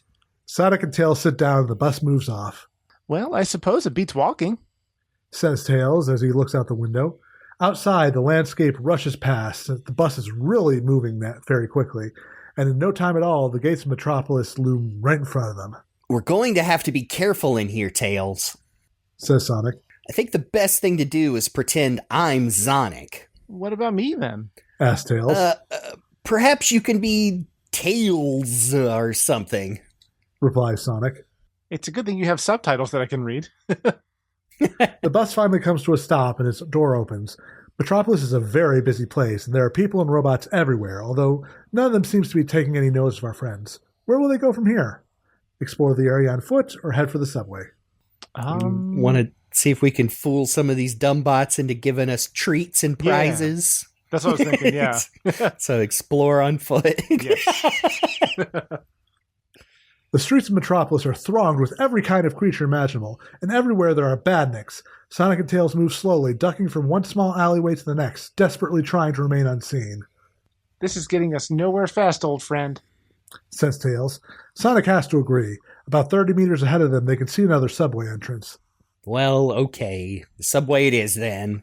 Decides Sonic. Turn to 64. I prefer Jersey Mike's. I'm more of a firehouse guy. Sonic and Tails find themselves in a broad, well-lit tunnel. High above them, they can hear the hustle and bustle of the city, but down here is all quiet. Which way do they go now? Left or right? Let's piss on the third rail. I think last time we went left, so let's go right. Okay. Why not? The whole of Metropolis is honeycombed with these tunnels, but since neither of them knew what they were looking for, this could be a very long job. Where do you think we ought to head for, Sonic? Asked Tails. I was thinking we should head for Robotnik's HQ and then play it by ear from there. Says Sonic, almost as an afterthought. I mean, he's bound to know what's going on. All we've got to do is persuade him to tell us. Easy, really. Says Tails, not convinced. Oh no, we've come to a dead end. Says Sonic, looking at the wall in front of them. Hang on, walls don't move. Screams Tails. Quickly turn to 156. Quickly. What had looked like a solid brick wall a few seconds ago suddenly starts to move.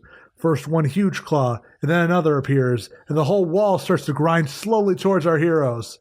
It's a shellcracker! Screams Sonic. Sonic and Tails must fight the shellcracker using strength. Tails will help Sonic. All right, that's looking promising. Yay, we beat the robot. We can assure you it was a really interesting fight, by the way, folks. We rolled dice and everything. Shellcrackers are never an easy opponent, and the fight was a tough one. From the shattered remains, Sonic finds 20 rings and a broken piece of claw. Add these to Sonic's stuff. I was going to say, do you want to use the zone chip again? Oh, yeah, sure, because we're definitely going to lose these on the next... Yes, we are. Tweezers, Skynet, or Energy Bomb? Energy Bomb. Yeah, I think we've probably passed the usage of the Scots. Yeah, that thing. Whatever. Uh-oh. The door opens before Sonic has even touched it. There's no room behind it, only 2 small panels set into the wall and a small red button with the words return above it. Above the right-hand panel is the word a bomb, and above the left-hand one is written e-bomb. The panels look like they will slide open. Should Sonic open the right-hand panel or the left-hand panel? A-bomb or E-bomb? Yeah, I was about to say, I read that as A-bomb. Well, we want the energy bomb, right? So, E-bomb on the left? I say let's try it. I guess we're going to E-bomb's world. Yeah. The panel slides open and reveals an odd-looking red ball. Sonic picks the ball up and looks at it. I suppose this must be the energy bomb. Added to Sonic's stuff, all that Sonic can do now is press the red return button, and back to where we were. It sent us back to the one that gave us 20 rings. So exploit! Exploit! Game to the sister. Well, now we got two shots on our ray gun, so... This branch of the tunnel is well lit and really quite clean for a change. So, Sonic, says Tails. How exactly are we going to persuade Robotnik to tell us what's going on? Sonic hesitates. The truth was he didn't have a clue. Of course, he couldn't possibly admit that, so in the end he simply says, Have faith, old friend. I'll think of something. You'll see. You'll all see. I've got an energy bomb now. You better listen. You ever seen Man on Fire? They carry on walking for a few more minutes, and then they turn a corner into the tunnel and come face to face with something really rather strange. Lying in the middle of the tunnel floor is a large pile of rings. God damn it, Tails.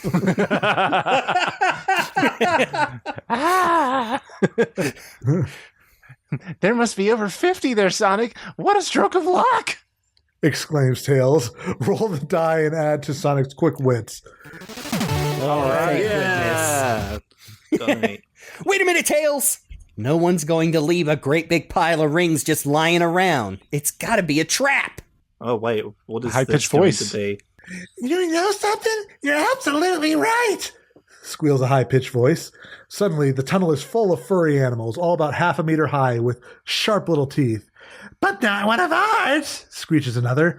If you don't want to be dead, you'd best come with us, says another. And quickly, very quickly, adds yet another. Sonic and Tails have been taken by surprise. The creatures don't look very friendly, but then again, they haven't attacked. Quickly, quickly, come with us or the robots will be here, warns the leader of the creatures. Should our friends go with the creatures, or should they try to run away? Well, you know what they say, Tails. Flesh and blood, they're your buds. Robot hide. Pee after sex. Yeah. Yeah, let's go with these little perverts. Putting their trust in the strange creatures, Sonic and Tails follow them through a maze of corridors and tunnels. The creatures seem to know the tunnels very well. After what seems like ages, they come to a halt in a large, dimly lit cavern. As Sonic's eyes get used to the light, he begins to realize that there are literally thousands of the creatures here, and every one of them is staring intently at him and Tails. Turn to 225. Oh, it's the Royal Rat Patrol. Oh, no, not rats in the Metropolis Zone again. Rats. The rats. Is this Capone? I don't think it's Capone. Greetings, you are Sonic, are you not? Oh, and your brave companion Tails. He's got to sound like a gangster. I'm sorry. If I'm not mistaken. You gotta go full rat trap. And your brave companion Tails, if I'm not mistaken. The voice comes from a wizened old creature sitting in the middle of the cave. Yeah, I'm Sonic. And who might you be? Replies Sonic. Well, I might be anyone. As it is, I'm Frisp. I'm the chief of the tunnel rats. Let's rule. The creature waves his arm around the room. So they're rats. What were the rings left lying around for? Asks Sonic. They were left by Robotnik as a trap. It's just as well we were there to help you. Says Frisp, and the other rats murmur their approval. Yeah, it would have been dumb if he just picked them up. I prefer Jimmy John's. How did you know to be there at the right time, then? Asks Tails. Frisp stands up and holds his arms wide, T-posing. I am Frisp, and I can see the future! The other rats start to chant. Frisp, Frisp, Frisp, Frisp continues. I know that you seek one like yourself, and also I know that, as we speak, he is at the factory in the center of the city. I like this He is guy. a creature of Robotnik, and he is of great evil. Evil. The other rats chant. They seem to know more about what's going on than Sonic does. Will you help us? Asks Tails. Help! Help! Of course we will help. Exclaims Frisp. Here, take these. The old rat holds out a roll of paper, a tube of glue, and a bright red piece of plastic. These will help you, but remember also that the power of light is greater than steel. Now be gone! For you have but little time. My rats will show you the way. But first a dance. They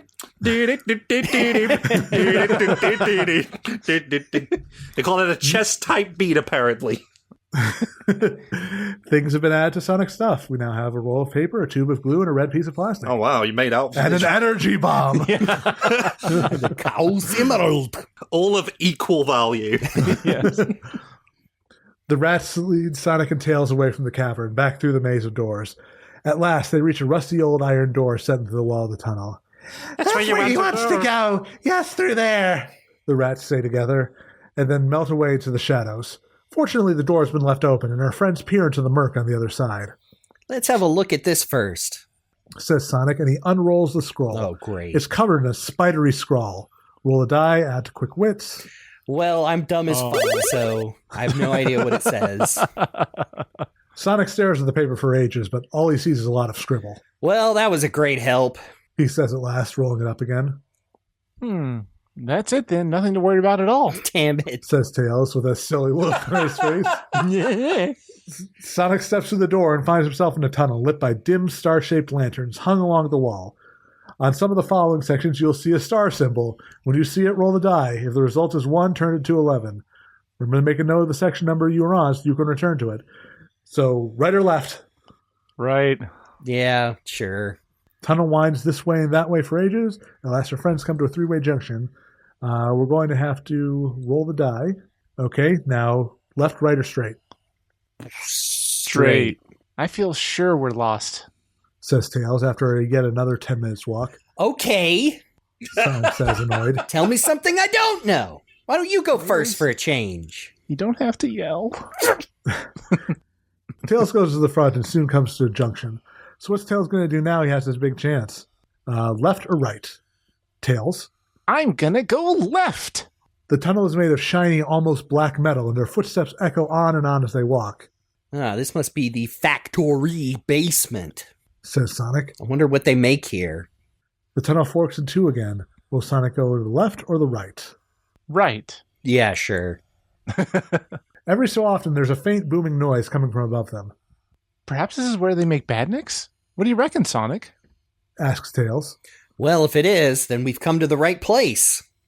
Replies Sonic. I've had just about enough of Robotnik. He's such a drag.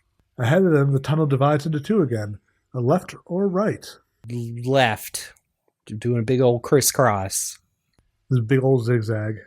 Do you know something? Says Sonic. When this adventure's over, it'd be really cool to spend just a few hours playing a game or something. Too right, says Jacob. So- And get, and get a burger or two in as well. Oh, yeah. Left or right? I immediately forgot what we just did. You just did left. All right, let's go right. Right. Yeah, we're serpentine. Soon this tunnel begins to widen out until our heroes find themselves in a large cavern. Thud, boom. What? Tails is cut off before he can say any more. Boom, thud. They're missiles. Hit the floor. Sonic sees the missiles impacting on the wall near where he'd been standing a second ago. But where were they coming from? There it is. Yells Tails. Sonic looks to where his friend is pointing. Over near the middle of the cave, a gigantic robot lumbers into view. It's the biggest Sonic's ever seen. It's like a massive ball, totally round. The missiles are flying thick and fast from it. What will Sonic and Tails do? Fight the badnik robot, use the energy gun, try using some glue, or try to roll the badnik over. Use the glue. Use the glue. No, I don't. Impulse control not working here, Tails. No, let's again. The first and maybe only time we'll have to a chance to use it. Let's light this motherfucker up with the gun. I always got that thing on me. Carefully, Sonic powers up the energy gun and takes aim. A direct hit! The badnik wobbles slightly but keeps on firing. Sonic and Tails may now fight the badnik if they wish. Badnik has a fighting score of 6 and 3 hits will be needed to destroy it. Ugh. Tails will help Sonic. This is one mean hombre. Fortunately, though, the energy gun does seem to have slowed him down a bit. Or would it be wiser for Sonic and Tails to try something else? There's still time. Should they try using some glue, try to roll the badnik over? If Sonic and Tails decide to not be such wimps and fight the badnik, turn 249 if they win. If the badnik wins, your adventure ends here. What could the glue possibly do? Stick the ball in place, I guess. Or maybe it could glue its missile things shut and blow itself up. I mean, I don't think we can win. Maybe try to roll the badnik over because he's slowed down now. Oh, but what if that uses strength, which we're not good at? Oh, good point. Yeah. Or, God forbid, good looks. Sonic tries to like schmoove on him, but he just goes, ugh. I guess the glue. Okay. Use the glue. In the distance, Frisp is like, yeah, I know someone's using the glue right now. I gave it to him for a reason. I can see the future, and it's full of glue. Sonic reaches for the tube of glue that the rats gave him. Okay. With a careful shot, he might be able to jam the badnik's missile launchers. Sonic takes aim and squeezes the tube. Oh. The glue shoots through the air in a graceful arc, a direct hit. Oh my god. The glue seeps into the missile launchers, but has no effect whatsoever. Great. All the glue has been used for Sonic stuff. And now our friends will have to try something else. What do they do? Well, we've got the glue. Well, we've got the glue now. What if we tried rolling him over to like get the glue stuck to the ground? Oh, I didn't think of that. Huh. All right. Yeah. I just don't want to fight him. I think we will die and this will be the end of the episode. I think although it appears terrifying, the badnik doesn't look all that stable. One well-timed push might just send it rolling over like a turtle. Patiently, our friends wait for the right moment and then charge the badnik with all their strength. They hit the side of it at exactly the same time. Perfection. The robot wobbles, then tilts, and with a mighty crash, rolls over upside down. It goes, and then falls silent. Outstanding. Get a new pair of trainers for that one. Exclaims Tails. You weren't so bad yourself, old friend. Replies Sonic. Turn to 249. Okay, so the glue did not enter that equation whatsoever. Oh, well. Although it flew in a beautiful arc. I'm sure the glue will come up again later for a thing that we now don't have it for. And it will no. Frisp is back in the game. No, you morons! You used the glue too early. I can see everything, and I see that you messed up. With the badnik dealt with, Sonic and Tails can have a good look around the cavern. Over on the far side is a solid steel door with a lever beside it. Apart from that, this cavern looks empty. Roll the die, add the 2 quick wits. Meets it, beats it. Oh, just made it. As Sonic shuffles his feet along the cavern floor, his right trainer shuffles against something hard. Looking down, he sees what looks like a lever half buried in the ground. The lever looks very similar to the one beside the door. Should Sonic pull the lever, or should he leave it alone? We should always be pulling strange levers. Sonic crouches down and pulls the lever. It's a bit stiff, but eventually it moves. Whoa. He waits for a second or so, but nothing happens. Looks like the only way out of this cave is to try and open the steel door. Sonic and Tails look at the lever by the side of the door. After you, says Sonic, gesturing for Tails to try the lever. No, after you, replies Tails. No, really, says Sonic. No, you try it, Sonic. I insist. Smiles Tails, bowing gracefully to his friend. Gingerly, Sonic reaches out and pulls the lever. The door slides open with a faint whooshing sound. There you are. Nothing to it, you little freak, says Sonic.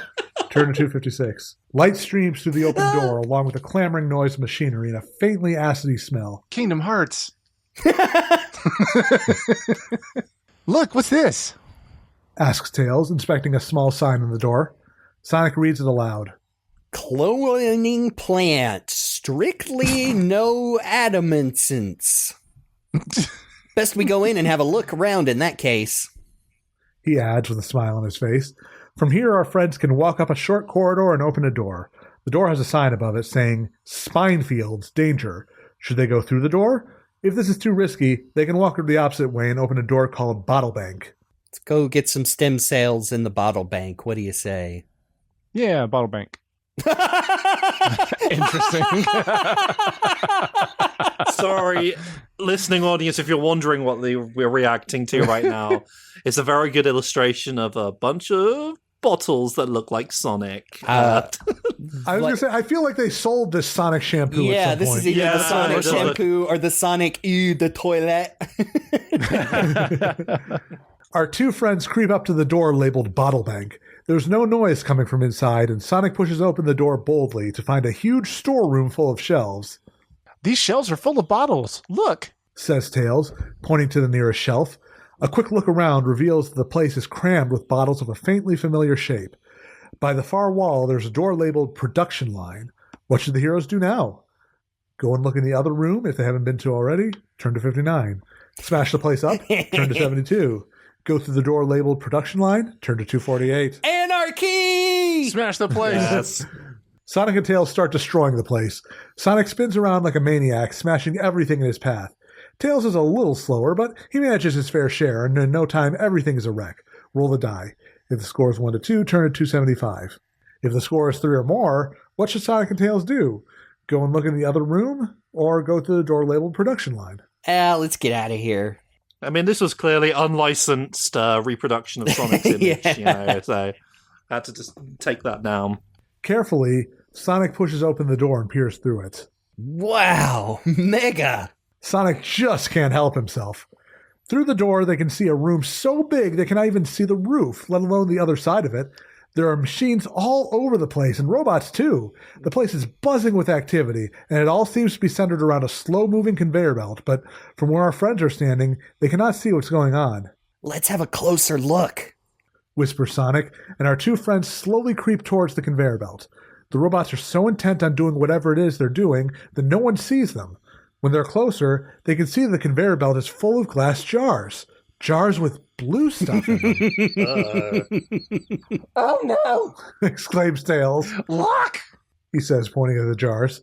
Sonic obeys, looks at the jars, and sees as it spooked Tails. Every jar contains a small blue hedgehog. Gosh. One Sonic is bad enough, but the way this place is turning, then out there will soon be thousands. What will our friends do? Smash the place up? Think about using some glue if Sonic has any of this stuff? Remember, this is what we needed the glue or for. use an energy bomb, again, if only if Sonic has one. Anarchy! The energy bomb? Surely the energy bomb would be used for something more. Actually, you know what? I shouldn't, just in case I'm accidentally remembering stuff. So you guys go ahead and make your decision. Yeah, let's blow the wait, energy bomb. Hold on. Oh, are they trying to get us with this? Like, it powers up all the robots to 200% capacity. Oh, good point. Okay. I didn't like the way you said that. Whatever happens next is on you. Oh, great. Sonic coils himself up like a spring and launches himself at the nearest piece of machinery. The machine crumples up like tinfoil. Tails hovers high in the air, then swoops down like a dive bomber, smashing another machine into atoms. The pair repeat this again and again and again. The few robots standing around them are taken by surprise, and for a few moments just stand and stare at what's going on. Turn to 57. Oh my god. Suddenly, the robots realize what's going on and will move in to attack our heroes. There's so many that Tails will not be able to help Sonic. He has to do enough to do himself. Sonic can fight robots using whatever ability he wants, you can choose. Because they're so clumsy, only one robot can attack at a time. There are 6 robots queuing up to deal with him, and Sonic must fight them one after another. So... Okay. Okay. When a robot is destroyed, it'll release 10 rings that Sonic can pick up. Okay. I mean, let's obviously use speed strats. Okay, you hit that robot. Okay. You hit the second robot. Okay. You hit the third robot. But the robot hits back. Oh. Yeah, you get hit. Ow. Oh, great. Sonic's turn to fight. Sonic's turn to fight. Enemy's turn to fight. Oh. Sonic's turn to fight. Okay. Sonic's turn to fight. Like, you are losing these rings as fast as you get them. Yeah, but that... All right, you survive. You dodge that one. Okay. Sonic turn to fight. Good. Sonic's turn to fight. Good again. All right, last one. Enemy's turn to fight. Oh, good. Dodged No it. damage. Did damage.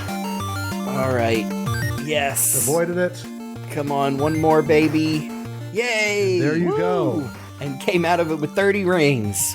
All right. Have Sonic and Tails already smashed up the bottle bank of the spine fields? If they have, then turn to 130. If they've not smashed up these rooms, turn to 152. Okay. Despite the fact the machinery stopped working, there are still a lot of jars with mini Zonics in them. Sonic looks at them, wondering what to do. Roll the die and add the result to Sonic's quick wits. Okay. Okay, you made it. 287. Sonic realizes that these jars must be smashed as well, otherwise the mini Zonics might hatch. Both he and Tails set about the jars, and soon all of them lie smashed on the floor. As soon as each jar is broken, the mini Zonic dissolves into a blobby blue mess. Turn to 130. Oh, just aborting all of them. That's horrifying. Oh. It's like Zonic yolk all over the floor now. All around them, the factory lies in ruins. It'll be a long time before any more Zonics come off the production line. But where is the first Zonic? Unfortunately, they don't have to wait long to find out. What have you done? Shouts Sonic. The evil hog spins into view. Robotnik is going to fry you for this! Sonic lands a few meters in front of Sonic. Shut up, Egg Breath. You're all washed up. Zonik coils up and Sonic steps back, ready to fight. Then Zonik does something unexpected. He runs away. You think you've won, but you haven't! You think you're all that, but you're not!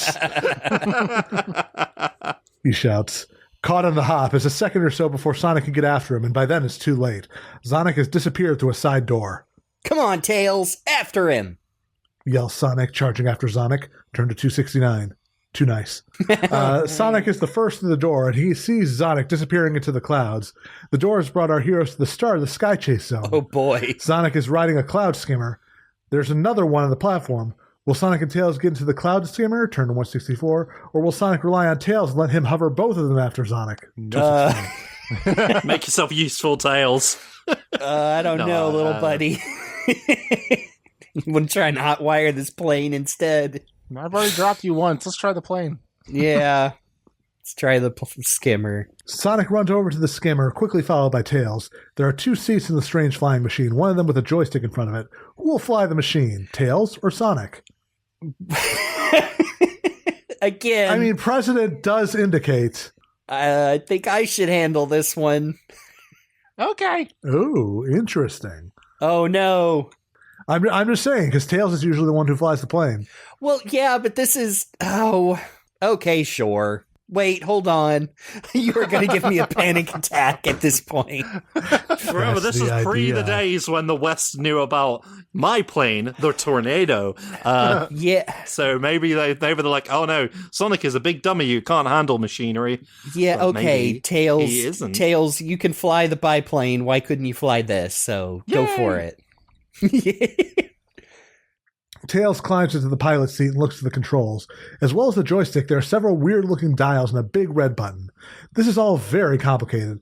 There isn't time to sit and think things out, though, but Tails has the advantage of being a natural flyer. Oh, thank God. Reaching out, he presses the red button and the skimmer's engines spring to life. Then he pulls the joystick back and the skimmer flies into the air. Turn to 227. At last, Sonic and Tails are up in the air and in hot pursuit of the evil Zonik. Despite his head start, our heroes are gaining on him by the second. Watch out for the acid clouds. Shouts Sonic. Touch one and we're finished. Like that one, you mean? Tails points to a large acid cloud looming up in front of them. Yes, like that one. Should our friends swerve to the right or to the left? Oh, for crying out loud.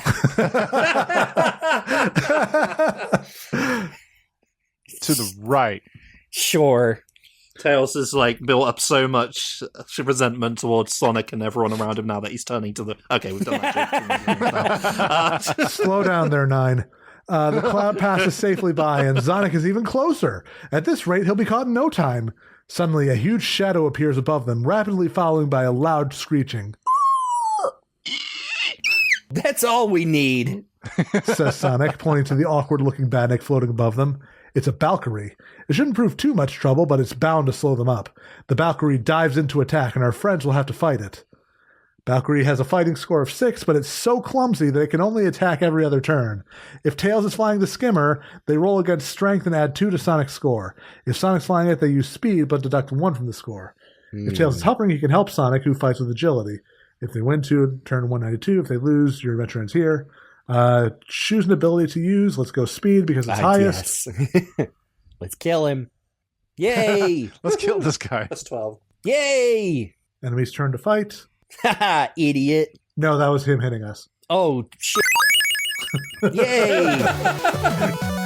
We still killed him. We just lost all our rings. As per the norm. After a few seconds of blue skies, more clouds appear. This time, they're not so big, but there are lots of them. Our heroes could fly around them, but that would take too long. There's only one thing for it. We're going to have to fly straight through that lot, yells Sonic. How are Sonic and Tails flying? If Sonic's flying the Cloud Skimmer, 78. Tails flying the Cloud Skimmer, 170. Tails is hovering, 51. 170. Tails desperately tries to control the Cloud Skimmer as it flies through the clouds. Touch one of them and our heroes will be done for. Roll the die. If the score is 1, 165. If it's 2 or more, 35. Oh, got a 4. Once through the clouds, Sonic and Tails find themselves in the huge expanse of blue sky. Look. Screams Tails, pointing. It's him.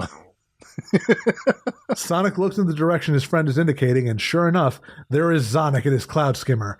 At last, our heroes are within striking distance. Zonik looks over his shoulder and realizes how close his pursuers are.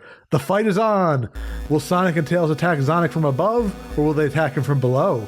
Death from above. Yes, death from above. Using the advantage of height, Sonic and Tails swoop down on Zonik's Cloud Skimmer, passing it with only centimeters to spare. Turn to 158. Sonic pulls round his skimmer and flies straight at Sonic.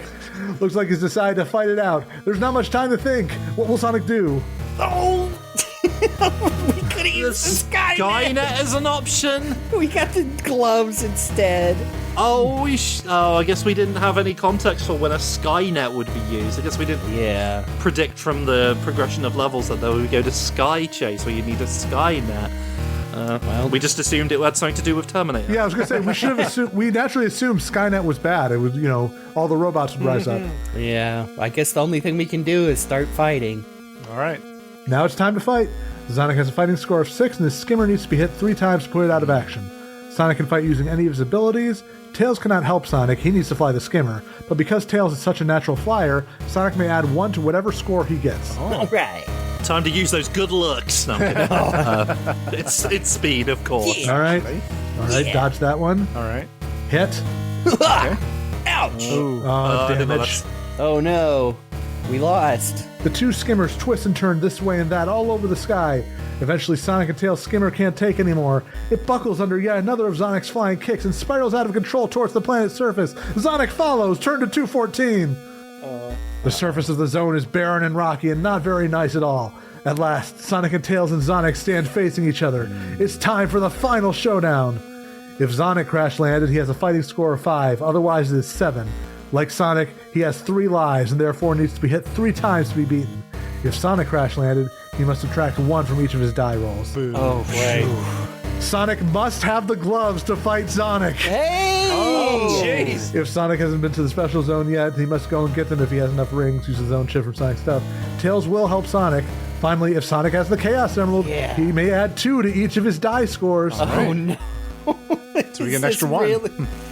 If Sonic and Tails win, to turn to 300. If Sonic beats them, then your adventure ends. All right, here. folks. All right. Do or die time. Obviously, we're going with speed strats. All right, that's 1 hit on Zonik. Big hit. Is he going to hit us? Nope. Oh, Dodge. we dodged it. Oh, no, we dodged it. Yep. All right. It's another hit. There's another hit on him. Another hit on Zonik. Come on. Oh, that's no. damage. Oh, no, he gets us. It was hard to Thankfully, infinite lives. Oh, Yes. that's right. That's right. Okay, that's another hit. I think- Oh! I think we won. I think we got him. The evil Zonik has been defeated at last, and Sonic and Tails stare at him as he slowly dissolves into a nasty blue blob on the ground. With him gone and the factory gone as well, the zones will return to normal, Well, I suppose that's that then. says Tails. Yep. Guess it is. Replies Sonic. Any idea how we're going to get back home? asks Tails. Nothing to it, says Sonic, and with that, he spins off into the distance. Hey, wait for me! Cries Tails, and with that, our two pals disappear over the horizon. The end! Congratulations! Yay! And we got a bomb still! Oh, yeah. Okay, we versed Zonik. We did it! We have defeated Zonik and won the book. Hooray! That was really cool, actually. That's a load of fun. Oh, man, that was fun. Doing it this way was super cool. It got pretty dicey there for a second. Yeah. I mean, I know we had. I think that we only ever lost one life, even if we didn't have infinite. I think we lost a couple. Of them. Okay. There was one like earlier on, and then it was like during the fight. We did pretty good, all things considered. I mean, we made it to the end, and there are a lot of possible failure points. So yeah. Man, I might have to download this and try and find some alternate routes on my own. Yeah, that's pretty cool.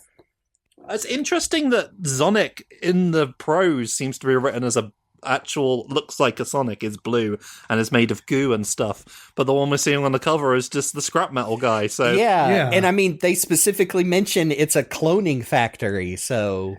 Yeah, and like the blue thing we had was one of Zonic's quills earlier, so... Yeah. And the little ones in the bottle melt into, like, amorphous goo. So that's interesting. This is a lot more sinister, potentially, than just making a robot Sonic. But it does follow the usual idea of, to get back at Sonic, or to ruin Sonic's reputation, I'll make an evil Sonic to go out there and do horrible things to his friends. So this was before Sonic CD as well, so before they did that, I'm pretty sure. Yeah. We are going to have to add this to the Sonic Doppelganger ranking at some point. Oh, yeah. Right, yes. This is a curious one. I was surprised Robotnik only showed up in voice only. Yeah, I'm surprised that there was an option to fight him, since I'm sure he was the one who made Zonik in the first place. Yeah, I wonder if maybe there's another route. Yeah. Like, I'm sure they all kind of converge towards that same point of, like, the Sky Chase encounter and everything, but I wonder if he wouldn't have shown up more often if we had, made different choices. So I think this was pretty cool. And I know that, like, if this had existed, or, like, if I had known about this when I was a kid, this would have been my jam so much. Because, I've been pretty sure. Was I using a pencil, or was I just skipping to the good endings? I think I probably was as a kid. But, like, the idea of, like, having it enforced here as well makes it a bit more streamlined and fun. I don't know. It's a cool way of approaching it, and I got quite a kick out of this version of it. I was particularly interested to see your thoughts, Chris, since, obviously this is stuff you grew up with. So, what's it like going back to that for the first time? Well, that's the thing. I don't know if I ever played through this one all the way, because I might have got distracted. But I remember bits and pieces of this, and this time I actually got to...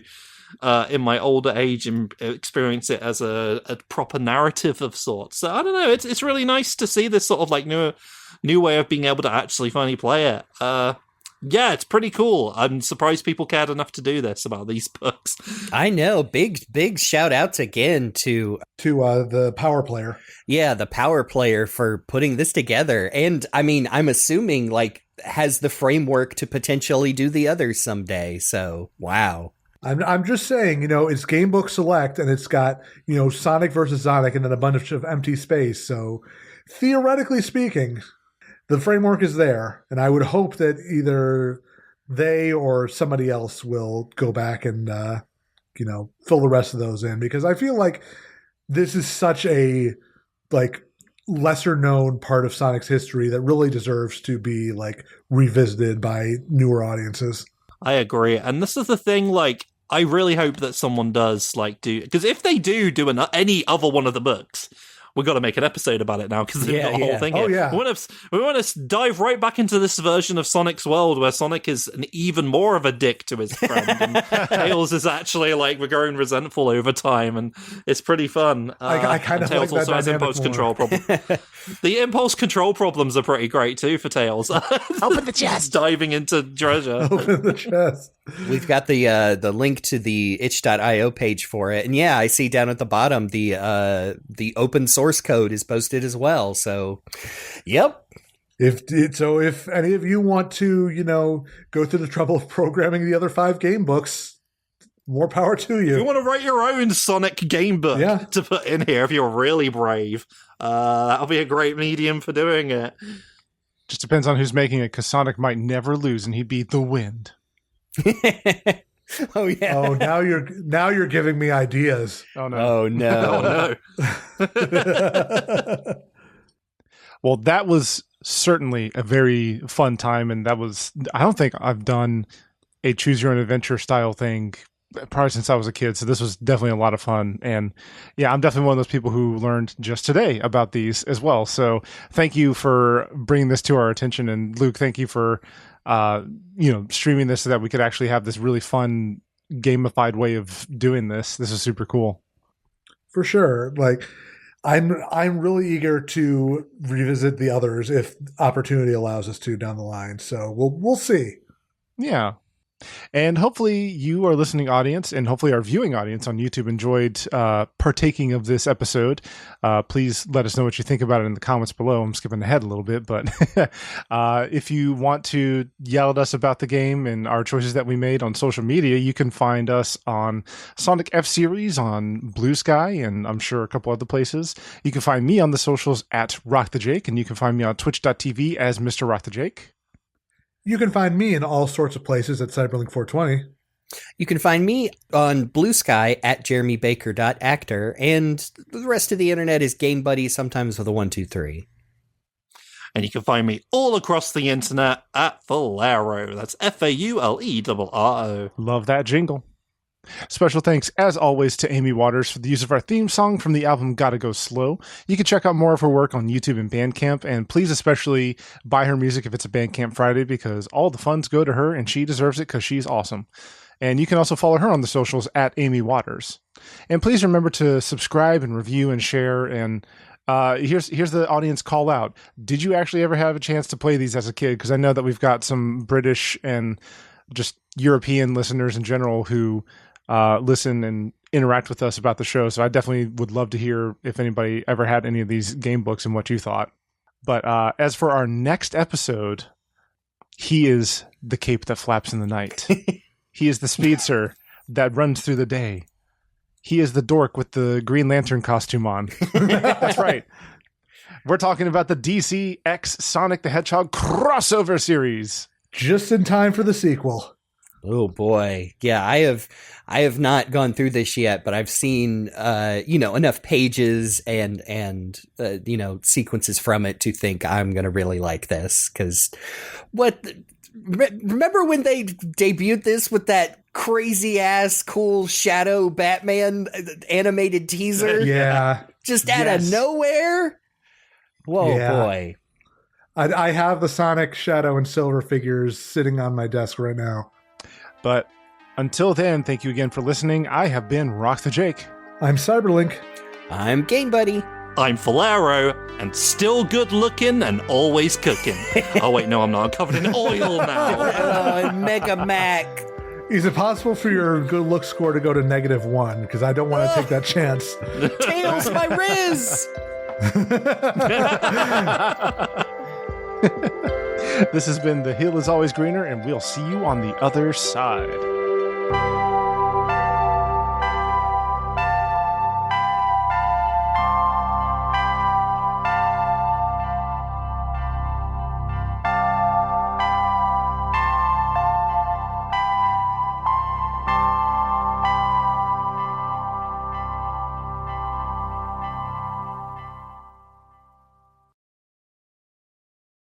Tails. Oh, sorry. I prefer Jimmy John's. No, that's Tails. The other thing, Tails. This is a British book. We've no idea what you're talking about.